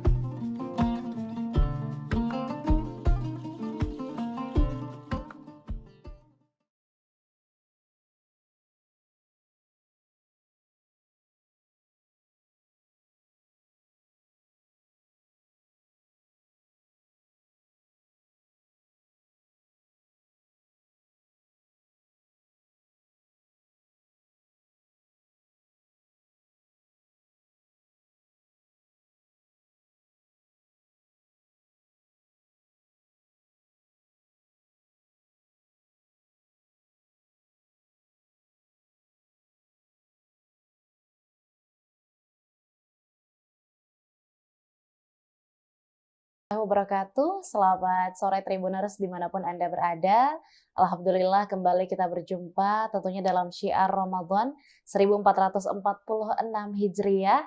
Dan tentunya pada hari ke-23 Ramadan kali ini insya Allah kita akan kembali mendengarkan ceramah yang akan disampaikan oleh Ustadz Dr. Kamarudin Mustamin MPhilI selaku dosen Fakultas Usuluddin dan Filsafat UIN Alauddin Makassar. Assalamualaikum, selamat sore Pak Ustadz. Waalaikumsalam warahmatullahi wabarakatuh. Iya, gimana Pak Ustadz memasuki hari ke-23 kali ini sendiri? Kabarnya gimana? Alhamdulillah selalu bersyukur. Alhamdulillah. Sesuai dengan tema kita. Oke, Pak Ustadz sudah menyampaikan nih kalau tema hari ini kita akan membahas tentang rasa syukur dalam tema ceramah hari ini. Untuk itu langsung aja saya persilakan Pak Ustadz. Ya, terima kasih Mbak Susan. Assalamualaikum warahmatullahi wabarakatuh. Waalaikumsalam warahmatullahi wabarakatuh. Alhamdulillahilladzi arsala rasulahu bil huda wa dinil haq liyuzhirahu 'alad dini kulli wa kafa billahi syahida wa kafa billahi alima wa kafa billahi wakila. Para pemirsa Tribuners yang dimuliakan Allah Subhanahu wa taala, pembahasan kita kali ini tentang syukur. Jadi syukur lawannya adalah kufur.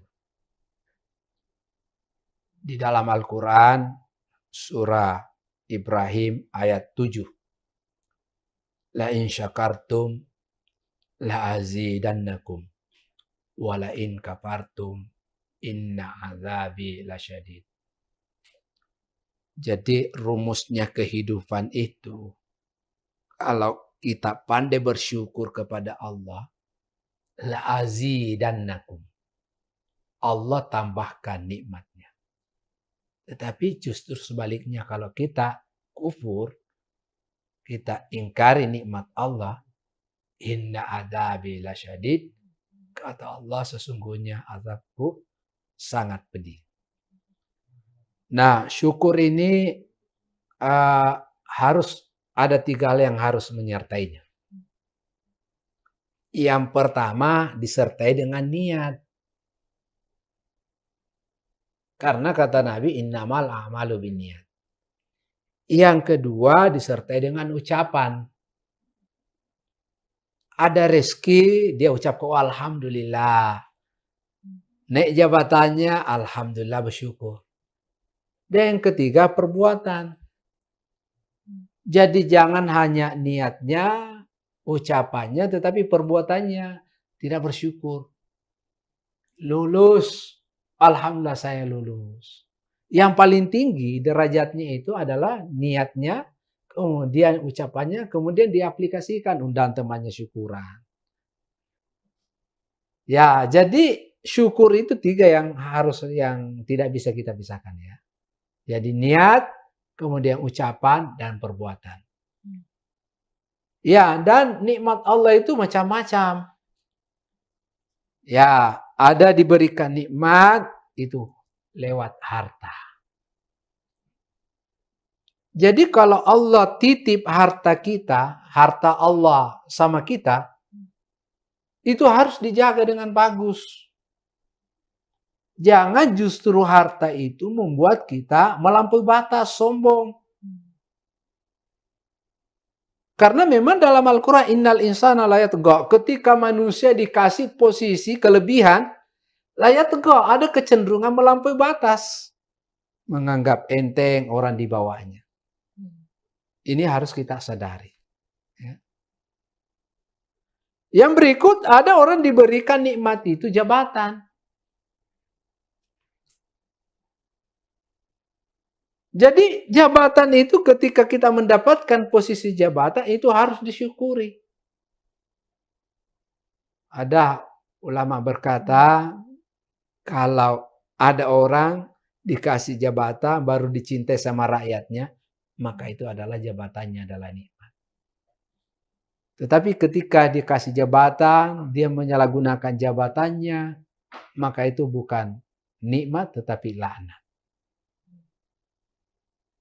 Yang berikut ada orang dikasih nikmat itu keturunan. Jadi anak itu adalah nikmat, keturunan. Coba ada teman saya, sudah puluhan tahun, sampai sekarang belum ada anaknya. Jadi kalau kita dikasih anak, peliharalah anak itu dengan bagus. Sekolahkan mulai TK, SD, SMP, SMA, masuk perguruan tinggi, sampai dapat pekerjaan, sampai menikah. Baru kita keluar dari tanggung jawab. Ini harus dipelihara. Karena kalau tidak dipelihara dengan bagus, keturunan kita tidak pelihara dengan bagus, jangan sampai nanti ini menjadi pertanyaan di hari kemudian. Gara-gara anak kita dihalangi masuk surga. Oleh karena itu, kita syukuri kalau kita dikasih anak keturunan. Yang berikut, nikmat Allah itu termasuk nikmat sehat. Alhamdulillah saya bisa berada di studio ini bersama Mbak Susan, para pemirsa yang ada di rumah. Kita mendengarkan ceramah saya, itu nikmat itu karena kita masih dikasih pendengaran. Coba bayangkan orang tuli itu. Tidak bisa mendengarkan dengan bagus, tidak bisa melihat dengan bagus. Ini harus kita syukuri. Ya, makanya kalau dikasih nikmat, kita tidak boleh kufur. Termasuk nikmat sehat ini harus dijaga kesehatan kita. Ya. Jadi termasuk kesehatan harus dijaga, ya, minum vitamin, kalau lalu capek, apalagi dalam keadaan puasa, itu harus dikontrol kesehatan. Karena kesehatan itu adalah nikmat. Para pemirsa Tribuners, sebelum saya mengakhiri ceramah saya, ada kisah begini. Ada 3 orang punya masalah. Yang pertama, buta. Yang kedua, botak. Yang ketiga, dikasih penyakit kulit. Apa kata orang buta ini? Kalau saya sembuh dari buta saya, mata saya akan bersedekah dengan unta. Orang botak berkata, kalau saya tumbuh rambutku ini dengan bagus, saya bersedekah dengan sapi. Dan yang ketiga, orang kena penyakit kulit, kalau kulitku sembuh dengan bagus, saya bersedekah dengan kambing. Tiba-tiba diutuslah malaikat dalam bentuk manusia. Coba pergi kau menagih ini. Ternyata ditagih, bilang saya tidak pernah berkata demikian. Berarti orang seperti ini mengingkari nasarnya. Ini termasuk orang kufur. Oleh karena itu, kalau kita dikasih amanah oleh Allah, kita syukuri. Ya, kita syukuri. La in syakartum la azidannakum wa la in kafartum inna adzabi lasyadid. Oleh karena itu, mari kita pandai menjadi orang-orang bersyukur. Saya kira demikian, Mbak Susan. Terima kasih. Baik, sama-sama Pak Ustadz. Dan juga tentunya Tribuners, jangan lupa atas segala yang telah kita raih, atas segala bentuk nikmat yang diberikan oleh Allah Subhanahu wa Ta'ala, kita harus senantiasa untuk bersyukur atas itu. Jadi jangan buru-buru berbangga diri ya, Pak Ustadz. Jangan lupa seluruh nikmat yang diberikan kepada kita itu tak lain dan tak bukan adalah rezeki dari Allah Subhanahu wa Ta'ala. Maka dari itu jangan lupa untuk berterima kasih dan juga tentunya bersyukur atas segala yang telah kita dapatkan hingga hari ini. Terima kasih. Saya kira ada lagu Mbak Susan, syukuri apa yang ada. Ya, syukuri apa yang ada. Jangan ada apanya. Jadi memang kita harus menyukuri apapun yang telah kita terima dan kita raih dalam kehidupan kita sehari-hari. Terima kasih banyak Pak Ustadz sudah bersedia untuk membagikan ceramahnya pada hari ini. Terima kasih banyak juga untuk Tribuners yang masih setia menyaksikan Syiar Ramadan 1446 Hijriah di episode kali ini. Saya Nisa Suzan dan seluruh rekan kru yang bertugas pamit undur diri. Assalamualaikum warahmatullahi wabarakatuh dan sampai jumpa.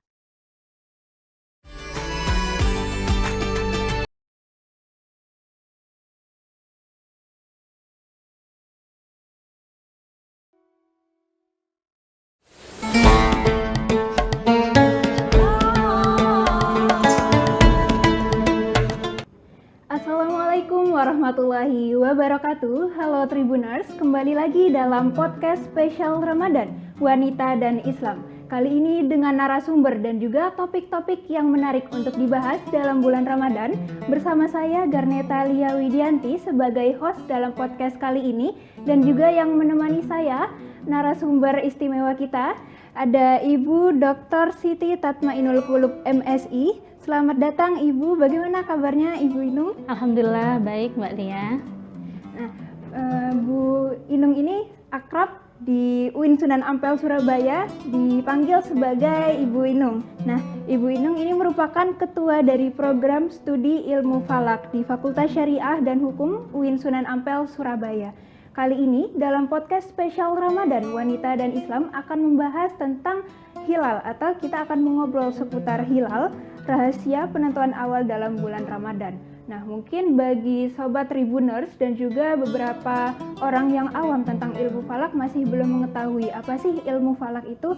Dari Ibu Inung mungkin bisa bantu untuk dijelaskan apa sih ilmu falak itu, Ibu. Baik, terima kasih Mbak Lia ya.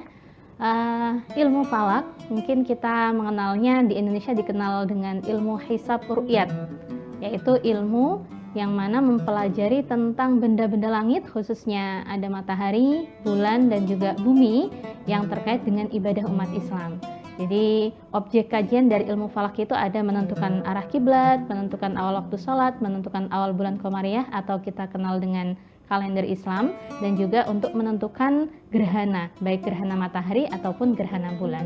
Jadi kegiatan kalau kita belajar ilmu falak itu ada dua, yaitu menghitung dan juga meru'yah atau observasi. Gitu Mbak. Wah, berarti ilmu falak ini hampir sama seperti astronomi ya Ibu? Hampir sama, hanya saja ilmu falak ini lebih khusus lagi. Kalau astronomi itu berkaitan dengan benda-benda langit tapi umum. Jadi dari segi sainsnya dikenal dengan theoretical astronomy mungkin kalau itu adalah ilmu astronomi. Tapi kalau ilmu falak ini lebih ke practical astronomy. Bagaimana ilmu astronomi itu dipraktekkan untuk ibadah umat Islam. Seperti itu. Ya.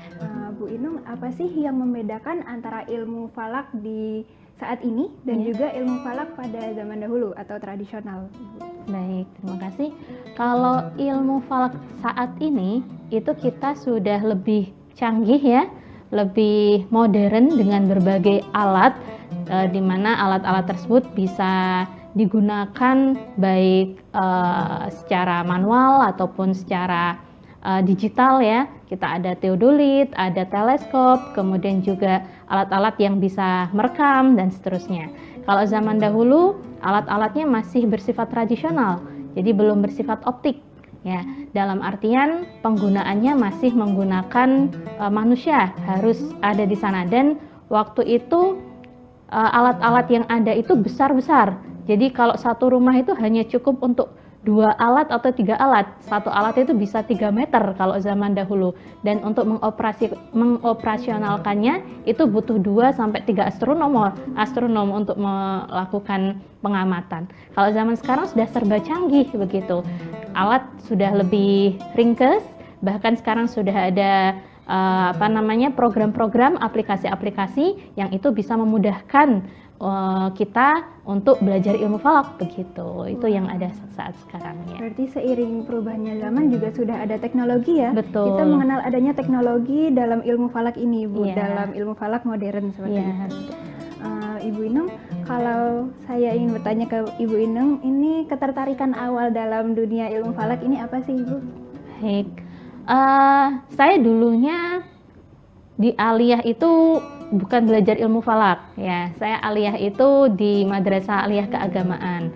Hanya saja waktu itu dapat beasiswa untuk beasiswa Mora dari Kementerian Agama, itu di UIN Wali Songo Semarang ya.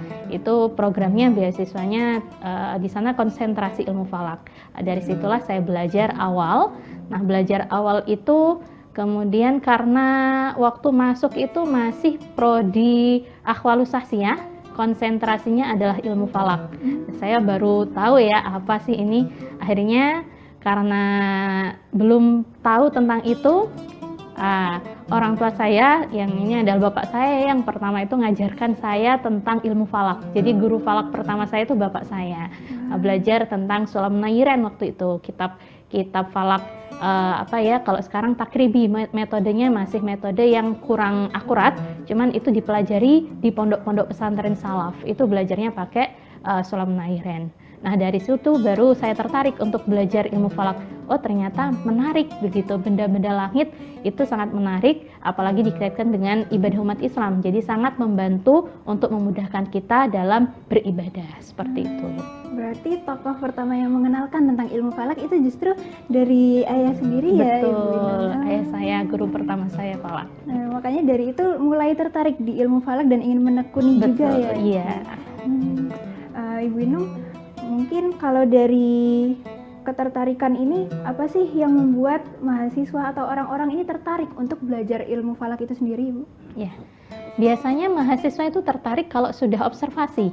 Ya, kalau sudah ngamati praktek itu tertarik. Kemudian kalau sudah ngitung, yang mana ngitungnya sudah pakai kalkulator ya, kalau sudah dapat hasilnya itu seneng banget begitu. Maka kalau di kampus itu saya sering ngajarkan itu dari yang praktis-praktis. Kita nggak ngajarkan dari yang sulit-sulit ya, ngajarkannya yang praktis-praktis dulu. Bagaimana sin 5 derajat itu cara nombolnya di kalkulator itu seperti apa? Oh dapat hasilnya sama, mereka seneng ya. Dari yang praktis-praktis seperti itu akhirnya mereka juga tertarik. Oh ternyata ilmu falak itu mudah begitu.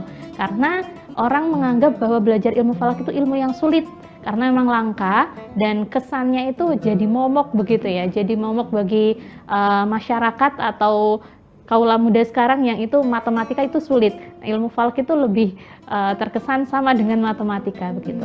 Tapi kalau kita sudah mengenalkan dengan hal-hal yang praktis, mengenalkan bagaimana cara pencet kalkulator, bagaimana neropong, bagaimana mengsimulasikan dengan alat-alat yang canggih begitu, teropong dan sebagainya, mereka tertarik seperti itu.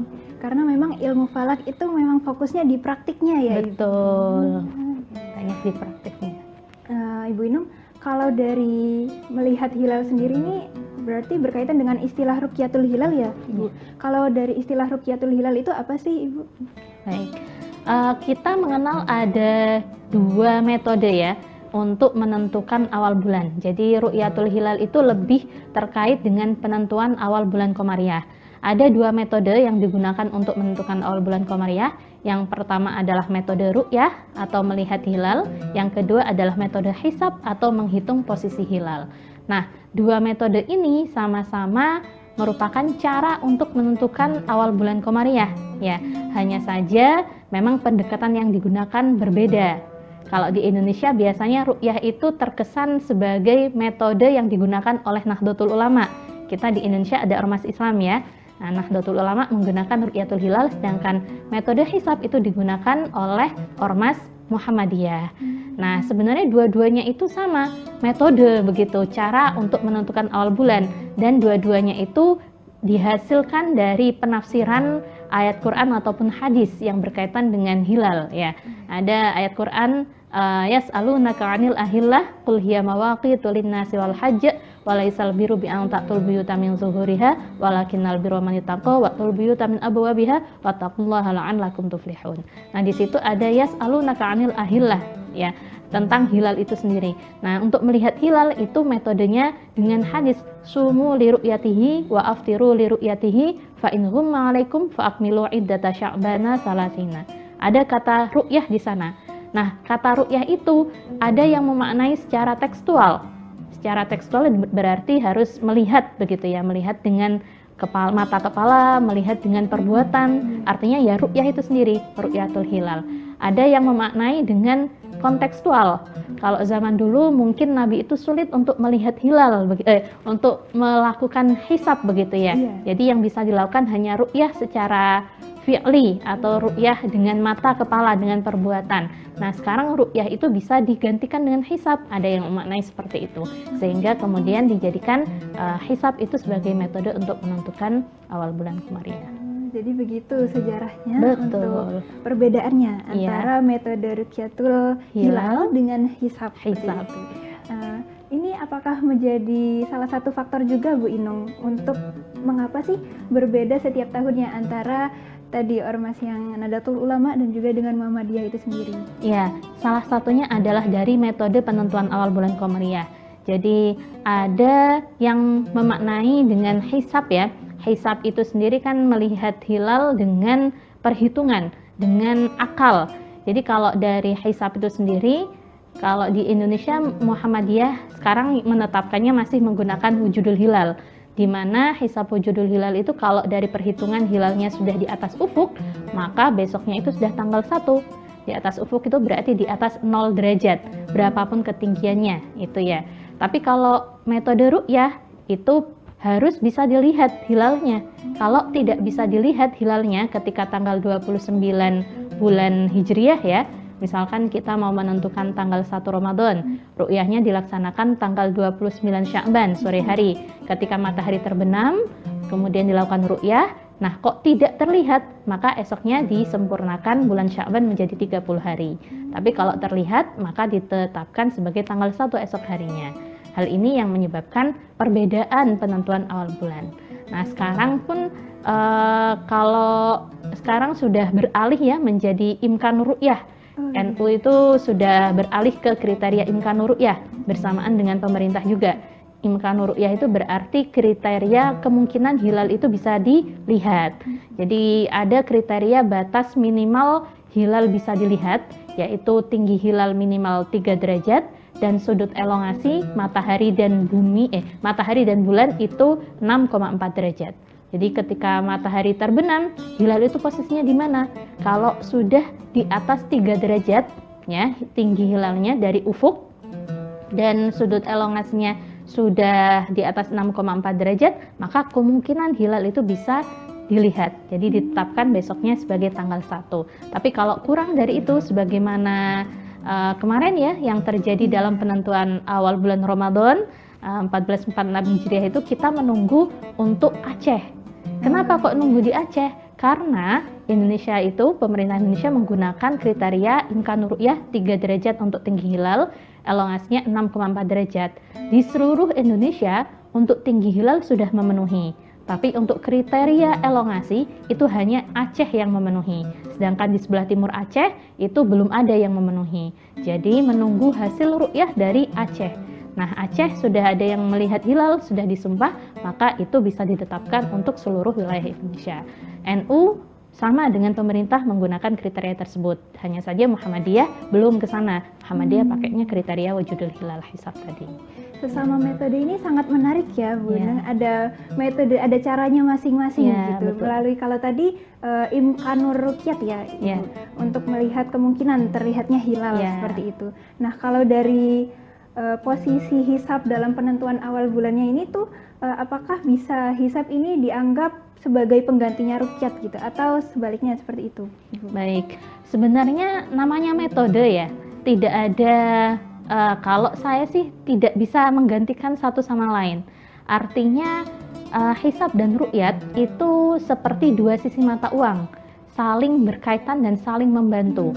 Ru'yat tanpa hisab itu tidak bisa dilakukan. Karena apa? Ru'yatnya mesti ngaco, lihatnya kemana-mana tanpa ada panduan. Jadi ru'yat harus dibarengi dengan hisab sebagai pedoman untuk ru'yat. Sedangkan hisab itu tidak bisa digunakan untuk menggantikan ru'yat. Karena memang dari tekstualnya sendiri ya, dari tekstualnya memang ru'yat ini atau awal bulan ini berbeda dengan awal waktu sholat. Kalau awal waktu sholat memang tanda waktunya dengan tanda waktu fenomena alam, ya.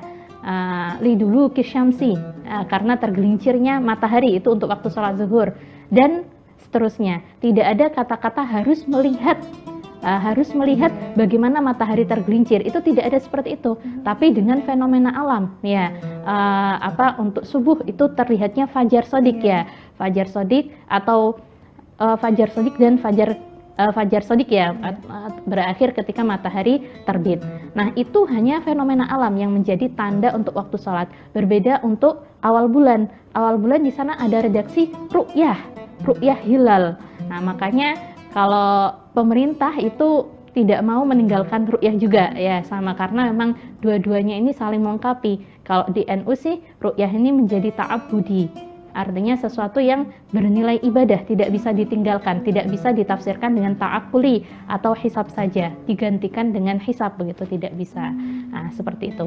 Kalau menurut saya, hisab dan ru'yat saling berkaitan, kita tidak bisa meninggalkan salah satu, begitu. Untuk awal bulan, terutama Ramadan, Syawal, Zulhijjah, kita mesti harus pakai ru'yah juga. Nah, hisab sebagai pedoman, tapi kalau selain dari itu, kita bisa pakai hisab saja. Karena memang dalilnya sumu li ru'yatihi wa aftiru li ru'yatihi. Berpuasalah kalian karena melihat hilal, berarti untuk menentukan satu Ramadan, dan berbukalah kalian untuk dengan melihat hilal. Jadi untuk satu Syawal kita juga pakainya adalah ru'yah itu sendiri. Tapi untuk selain bulan itu tidak ada dalil yang menunjukkan kita harus ru'yah, tidak ada. Jadi untuk selain bulan yang tadi itu bisa pakai hisab. Ya, seperti itu. Wah, ini sangat menarik sekali untuk materi kali ini dan juga sangat berbobot ya Ibu. Baik itu metode hisab ataupun metode ru'yatul hilal, itu keduanya memiliki cara dan saling berkaitan juga. Gitu. Kalau kita melihat dari kedua metode ini, apakah terdapat kekurangan dan juga kelebihannya Ibu dari masing-masing ini? Pasti ya, jadi masing-masing itu memiliki kekurangan dan kelebihan. Kalau metode hisab, itu kita bisa menghitung 100 tahun kemudian kapan, sudah pasti, itu hisab. Kita bisa buat kalender dengan hisab, kita bisa menentukan kapan kita siap-siap untuk puasa, atau siap-siap lebaran, sudah bisa masak untuk besok pasti hari lebaran, gitu, sudah masak, itu sudah pasti kalau pakai hisab.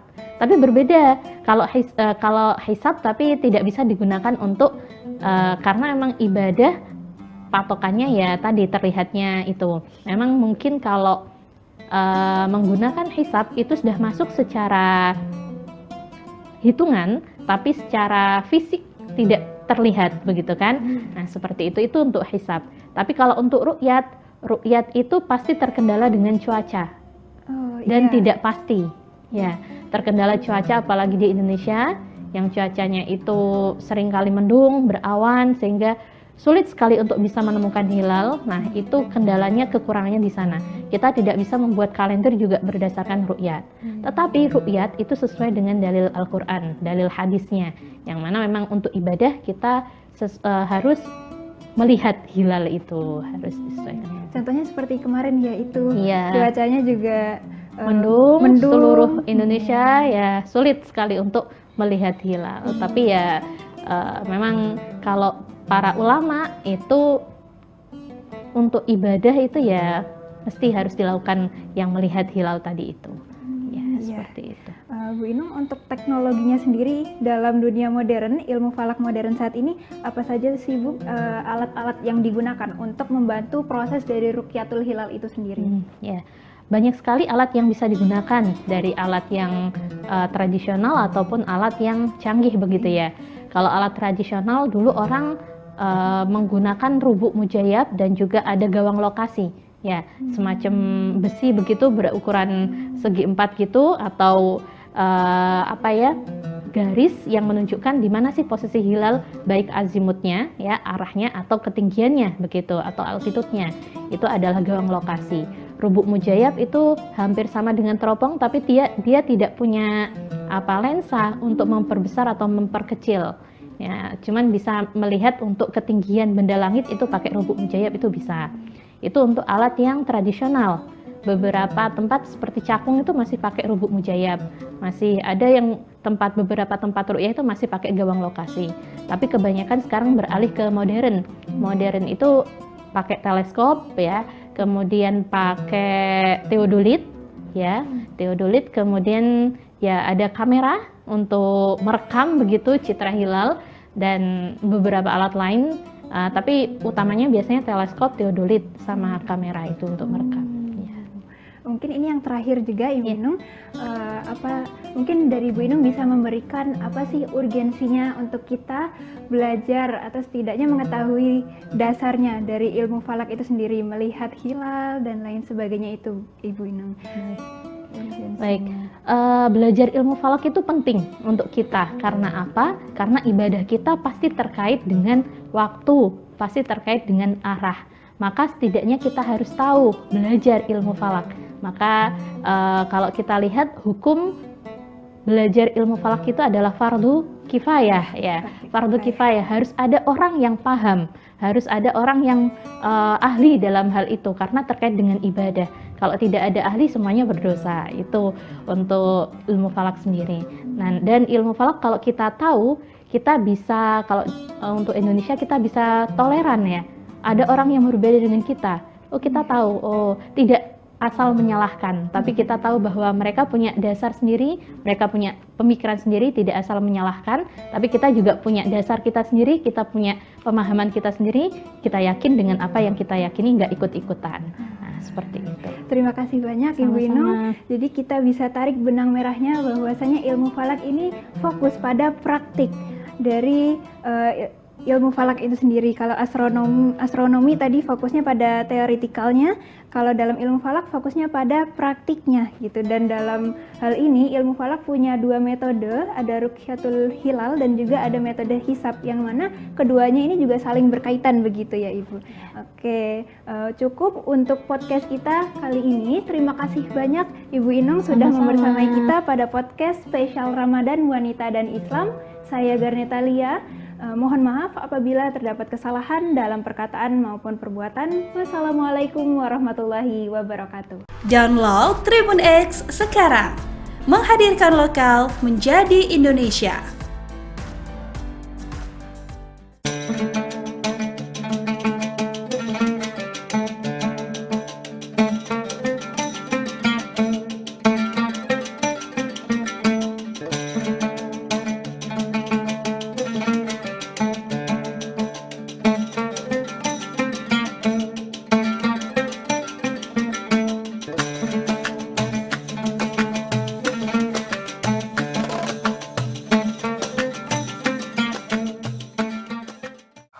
Assalamualaikum Tribuners, kembali lagi bersama aku Tita di program Mengabuburit Asyik.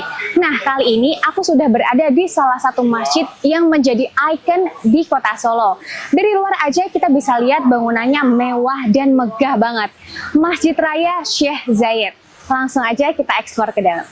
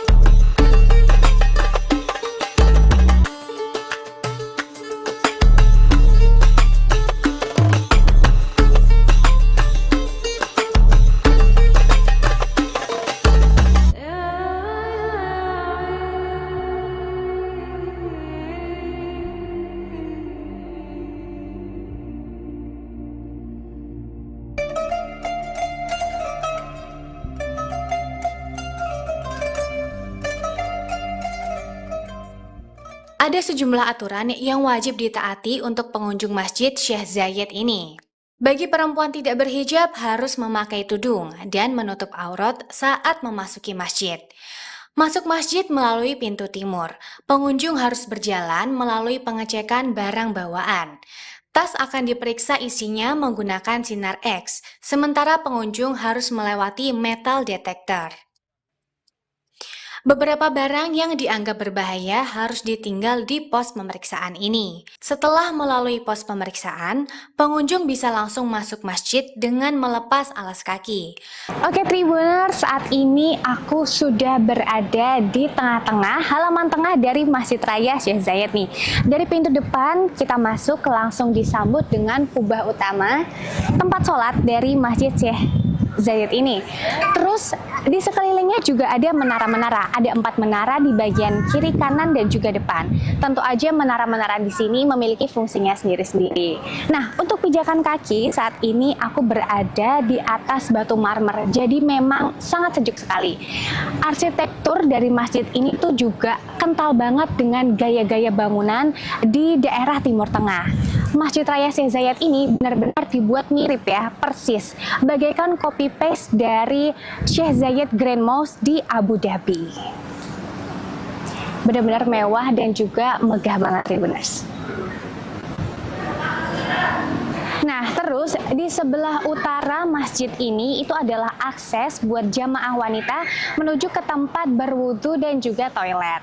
Lalu di sebelah selatannya juga sama, ini khusus untuk akses jamaah pria menuju ke tempat berwudu dan juga toilet. Masjid Sheikh Zayed ini ya, Tribuners, bangunan dari masjid ini materialnya memang didatangkan langsung dari Italia. Jadi memang benar-benar terasa kemewahan dan juga kemegahannya.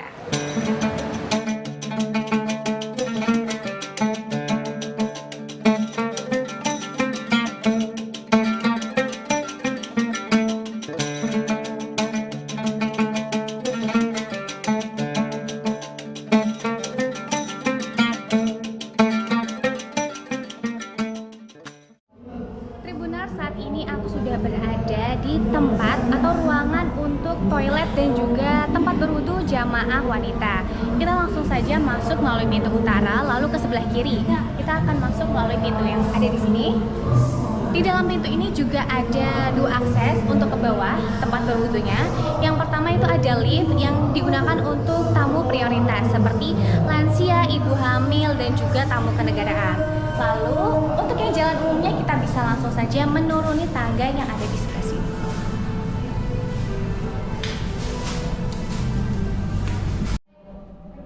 Langsung aja kita turun ke bawah. Jangan khawatir karena ruangan toilet dan juga tempat berwudu di tempat jamaah wanita ini sangat luas sekali ya, Tribuners. Bisa kita lihat langsung.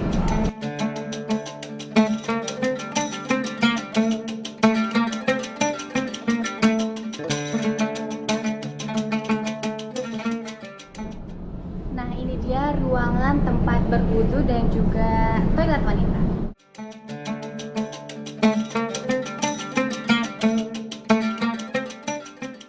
Sangat luas sekali ya, Tribuners.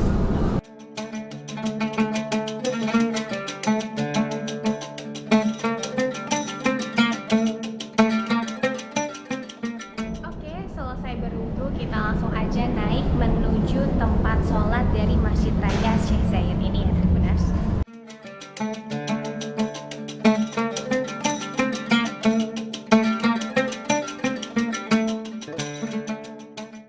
Dari pintu tempat berwudu tadi kita langsung saja menuju ke sebelah kiri bagian tempat sholat jamaah wanita.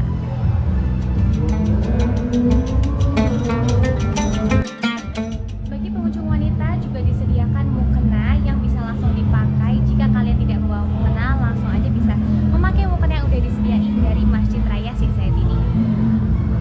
Nah, Tribuners, berhubung aku melaksanakan sholat asar itu di sekitar jam 4-an mau jam 5, jadi biasanya jamaah wanita itu sholatnya ada di dalam masjid. Tapi karena sekarang lagi proses sterilisasi untuk pelaksanaan sholat maghrib berjamaah, jadi saat ini kita sholatnya di depan.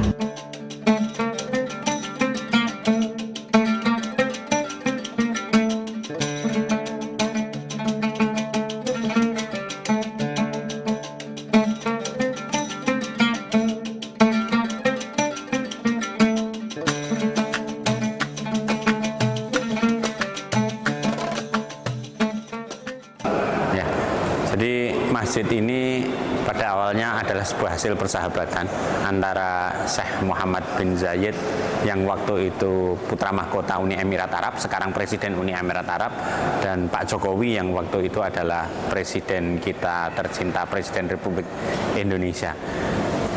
Jadi namanya ini adalah Masjid Sheikh Zayed, itu adalah nama pendiri Uni Emirat Arab, sekaligus presiden pertama kali Uni Emirat Arab. Jadi ini masjid ini kayak copy paste gitu, cuma besarannya lebih kecil ya, gitu, dari Masjid Sheikh Zayed yang ada di Abu Dhabi.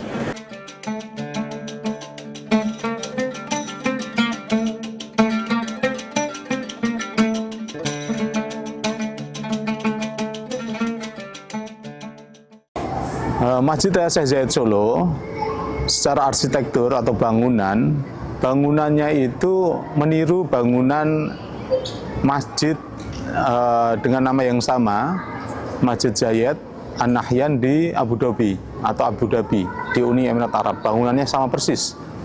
Namun ini miniaturnya, jadi seperempat dari bangunan yang ada di Abu Dhabi.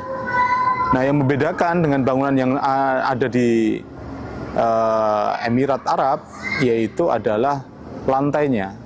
Jadi lantainya itu kalau di selasar atau di serambi masjid itu ada motif batik kawung, yaitu lambang dari kesempurnaan. Lalu kemudian di ruang utama sholat itu ada karpet yang dibuat khusus. Itu motifnya adalah motif campuran antara dua warna, ada biru, ada sogan. Sogan itu coklat, khas batik Solo.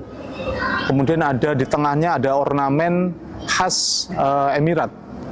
Nah, itu menandakan terkait dengan persahabatan dua negara. Jadi ada warna biru dan sogan. Lalu kemudian di serambinya, di atas serambi kemudian itu terdapat banyak kubah. Jadi sama persis selasarnya dengan yang kita bisa temui di Abu Dhabi, di Uni Emirat Arab. Lalu kemudian di atas mihrabnya itu ada Asmaul Husna. Itu diukir dengan marmer, dan keseluruhan dinding yang ada di Masjid Raya Syekh Zayed Solo itu terdiri dari marmer yang diukir, kemudian dihias, diukir asma-asma Allah Subhanahu wa taala. Lalu kemudian dominan warnanya adalah dominan warna seperti emas, namun aslinya itu madu. Jadi madu itu simbol kemakmuran dan kejayaan, kurang lebih seperti itu.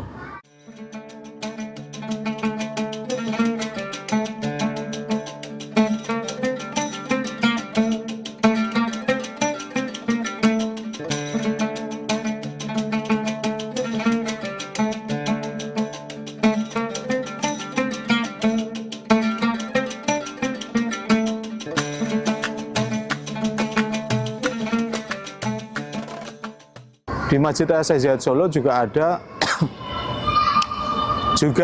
Al-Quran, yaitu Al-Quran dari hibah dari Pak Jokowi yang ditulis oleh Unsik. Unsik itu berarti Pondok Pesantren Kalibeber, Wonosobo, Pondok Pesantren Al-Quran. Nah, itu ada tulisan tangan yang baknya, bismillahnya itu ditulis sendiri oleh Pak Jokowi, kemudian sin di akhir ayat itu ditulis oleh Pak Jokowi juga. Jadi dimulai oleh Pak Jokowi, kemudian diakhiri oleh Pak Jokowi. Itu disimpan di Masjid Raya Syekh Zayed Solo. Kapasitas Masjid Raya Syekh Zayed Solo kurang lebih itu sekitar 15.000 jamaah, mampu menampung 15.000 jamaah.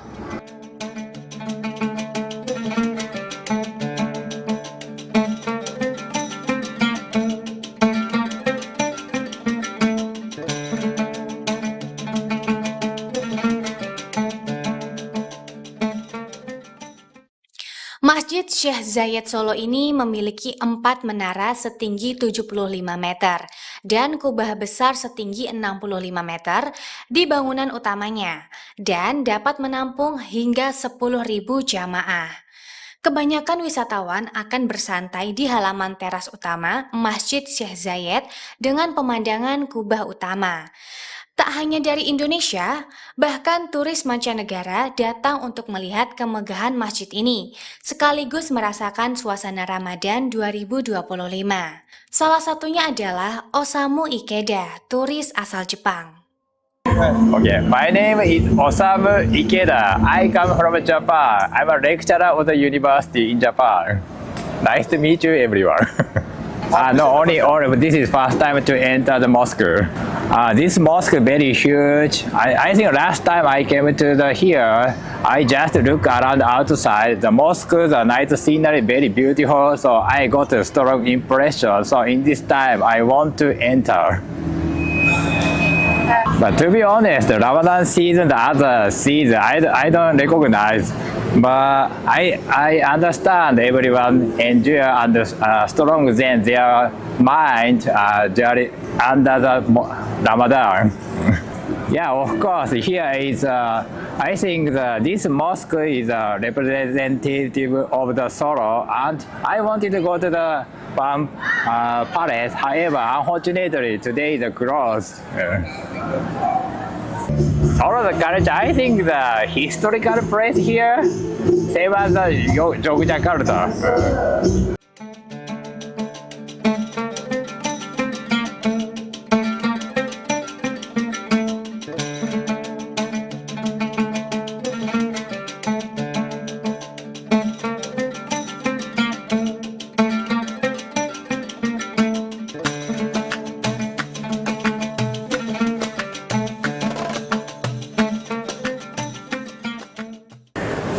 Kegiatannya kita menyesuaikan persis seperti masjid-masjid di sekitar Indonesia. Jadi khususnya Ramadan kita ada kajian-kajian, plus kita karena mentarget anak-anak muda ya kita adain banyak kursus dan juga kursus kayak CNC Milling, Zotero, marketplace. Nah itu yang tapi kalau kajian kita full mulai ba'da duhur, ba'da tarwih dan ba'da subuh. Terus kemudian takjil kita setiap hari atau buka bersama itu sekitar 7.000 makan berat dan 7.000 makan ringan. Terus kalau weekend mungkin nanti kita akan menyesuaikan, kalau memang tambah akan kita tingkatkan sampai 10.000. Terus kemudian sebelumnya juga kita adakan berbagai festival kegiatan Ramadan, pertunjukan seni-seni hadroh dan seni islami lainnya, silat, wusu, dalang cilik dan lain sebagainya nanti juga dan ditampilkan sebelum buka puasa. Terus kemudian nanti 30 menit menjelang menjelang buka nanti ada ngaji yang dipimpin oleh ngaji bersama atau mendengarkan dari yang dilantunkan oleh imam Masjid Raya, imam-imam yang didatangkan dari Emirat khusus untuk bulan Ramadan ini. Jadi ada sekitar mungkin ada 5 atau 6 internasional selama Ramadan didatangkan ke Masjid Raya Syekh Zayed ini. Terus kemudian kita juga dapat sponsor, alhamdulillah sponsor utama itu adalah dari Zayed Foundation atau Yayasan Zayed dari Uni Emirat Arab.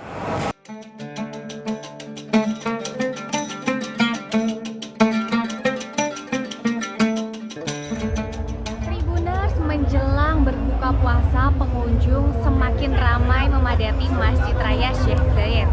Mereka berkumpul untuk melaksanakan buka bersama karena di sini juga ada pembagian takjil gratis. Jadi seperti ini suasananya, ramai sekali Tribuners. Jadi pelaksanaannya berada di tengah-tengah halaman utama Masjid Raya Syekh Zayed. Di sebelah kanan itu untuk jamaah wanita dan di sebelah kiri khusus untuk jamaah pria.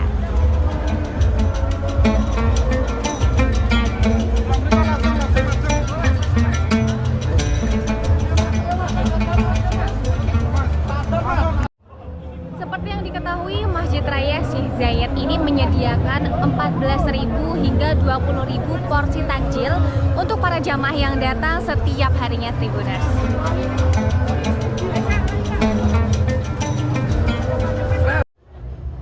Diketahui pendanaan untuk takjil gratis dan juga berbuka puasa ini dananya itu dari Kementerian Agama Islam di Indonesia dan juga dari Uni Emirat Arab Tribuners. Jadi berkolaborasi antar kedua negara.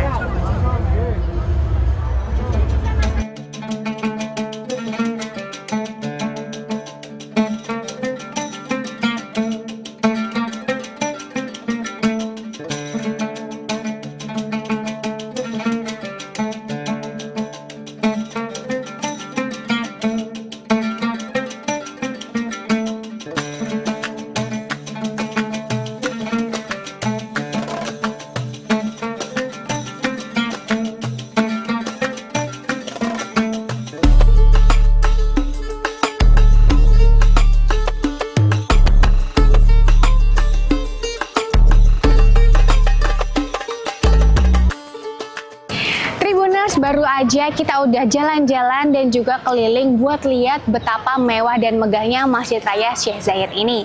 Nah, khusus di bulan Ramadan, Masjid Syekh Zayed ini menyediakan acara yaitu Festival Ramadan. Festival Ramadan ini berisi panggung hiburan dan juga takjil yang bisa dibagikan kepada jamaah yang berjumlah 14.000 hingga 20.000 takjil yang dibagikan setiap harinya, tergantung cuaca dan kondisi di setiap harinya. Nah, tepatnya untuk acaranya berada di sebelah utara Masjid Raya Syekh Zayed ini. Jadi buat kalian Tribuners yang lagi jalan-jalan di kota Solo, jangan bingung, langsung aja mampir ke Masjid Raya Syekh Zayed ini. Nggak usah bingung buka puasa di mana, karena masjid ini menyediakan takjil yang bisa membatalkan puasa. Lalu setelah itu kalian bisa langsung aja sholat jamaah di masjid ini. Akhir kata Tribuners, kita pamit dulu. Sampai jumpa di episode Ngabuburit Asyik selanjutnya. Wassalamualaikum warahmatullahi wabarakatuh.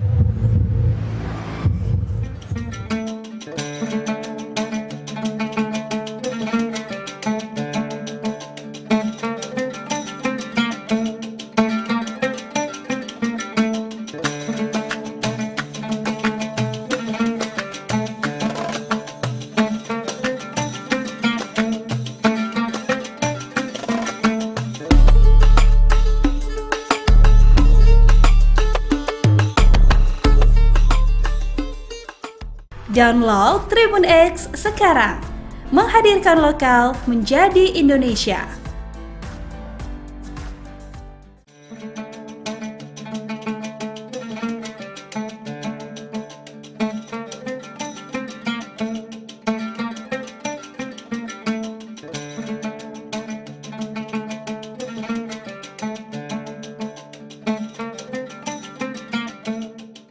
Baik Tribuners, saya Zainal Abidin, wartawan Tribun Priangan. Saat ini tengah berada di Jalan Baru Cilose, tepatnya di Kelurahan Sukaasih, Kecamatan Purbaratu, Kota Tasikmalaya.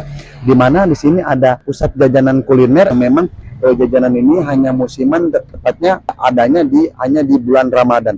Tak hanya itu, adapun jajanan ini bervariasi dari jajanan kering maupun basah. Untuk pusat kuliner di bulan Ramadan ini memang terpusat di satu area, tepatnya di Jalan Baru Cilose, yang memang ada 2 lajur, namun satu jalur ini diberlakukan untuk khusus pedagang yang menjajakan kuliner pada saat bulan Ramadan untuk menu berbuka puasa. Seperti apa liputannya? Simak selanjutnya. Warga kota Tasikmalaya tak perlu pusing mencari aneka jajanan untuk berbuka puasa. Salah satunya yang berada di Jalan Raya Cilose Sukaasih, Kecamatan Purbaratu, Kota Tasikmalaya. Lokasi ini menjadi pusat jajanan berbagai aneka makanan basah maupun kering. Bahkan, setiap harinya warga tumpah ruah untuk mencari menu berbuka puasa. Selain itu, Jalan Baru Cilose ini memang selama bulan Ramadan menjadi area lokasi pusat jajanan terlengkap dengan harga dimulai dari Rp5.000 sampai Rp20.000.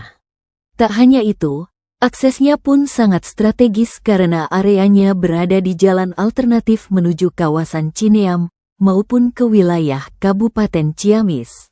Tak heran, setiap harinya warga dari kota maupun Kabupaten Tasikmalaya tumpah ruah untuk mencari jajanan sebagai menu buka puasa. Beberapa aneka jajanan pun cukup digandrungi pembeli seperti es teler bahagia, cilok goang, sampai cemilan jenis makaroni. Makanan berat juga ada, seperti aneka seafood, nasi bakar, hingga makanan khas Tasikmalaya nasi tutuk oncom. Salah satu pengunjung, Agi menagatakan, dirinya memang setiap hari kerap melintas ke kawasan Cilose, tapi selama Ramadan jadi lokasi pusat jajanan buka puasa. Berhubung saat ini Ramadan, maka banyak sekali jajanan yang hendak dipilihnya. Aksesnya pun strategis, sehingga banyak yang berdatangan dari pusat kota. Agi menuturkan, sebenarnya pusat jajanan buka puasa ada di kawasan Dadaha maupun alun-alun. Tapi lokasi JB Cilose menjadi primadona selama Ramadan. Agi pun menambahkan, lokasinya pun tidak membuat kemacetan, karena sudah ada titik parkir yang sudah disiapkan. Bahkan, salah satu jajanan yang sedang viral, yakni es teler bahagia pun sampai buka cabang kedua di Jalan Baru Cilose. Meski mengantri, tapi pembeli yang datang pun tetap sabar menunggu pesanan es teler dengan topping buah dan es krim. Ini makanan apa aja yang dijual di sini? Kebetulan makanannya banyak, ada makanan berat juga dengan ringan. Harga-harganya gimana? Harganya lumayan juga, bervariasi, ada mulai 5.000 sampai yang 20.000. Emang baru ke sini atau memang sebelumnya udah tahu gitu kalau misalnya ada jajanan di sini? Sering lewat, cuma sekarang Oh gitu. soalnya suka macet gitu. Jadi ada jarang. Oh gitu. Terus untuk lokasi juga cukup strategis nggak sini? Ya cukup strategis, soalnya di tengah kota juga gitu. Jadi banyak yang dari kota juga pada kesini. Oh gitu. Siap. Biasanya memang kalau selain di sini nyari jajanan buat buka puasa di mana? Nah saya di sini biasanya di Jajahan, gitu. Banyak di Jajahan, di alun-alun. Nah karena kalau sekarang ada di sini, Oh gitu. Oh gitu. Oh, ini jadi pusat juga di kota ya, kalau ngabuburit ya. Juga banyak emang dari warga tapi pada kesini aja jajannya soalnya lebih banyak juga pilihannya. Oh lebih banyak variasi ya? Murah-murah juga ya. Ya murah-murah. Komplit juga. Siap. Ah, dengan siapa? Dengan siapa nama? Nama Agi. Umur? Umur 21. Asal mana? Asal sini dekat. Oh siap. Pancasila. Oh siap, kasih.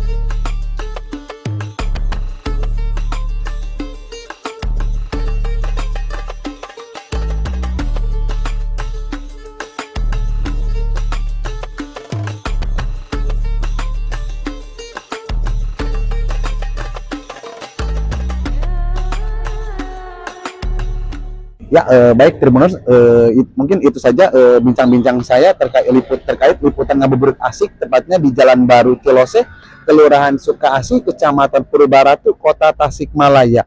Memang untuk lokasi JB Cilose ini terdapat ratusan pedagang yang menjajakan makanan basah maupun kering untuk menu berbuka puasa.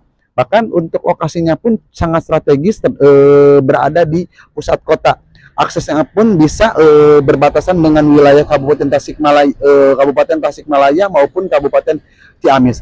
Kondisi inilah yang membuat para warga sekitar langsung tumpah ruah setiap harinya untuk mencari jajanan untuk menu berbuka puasa.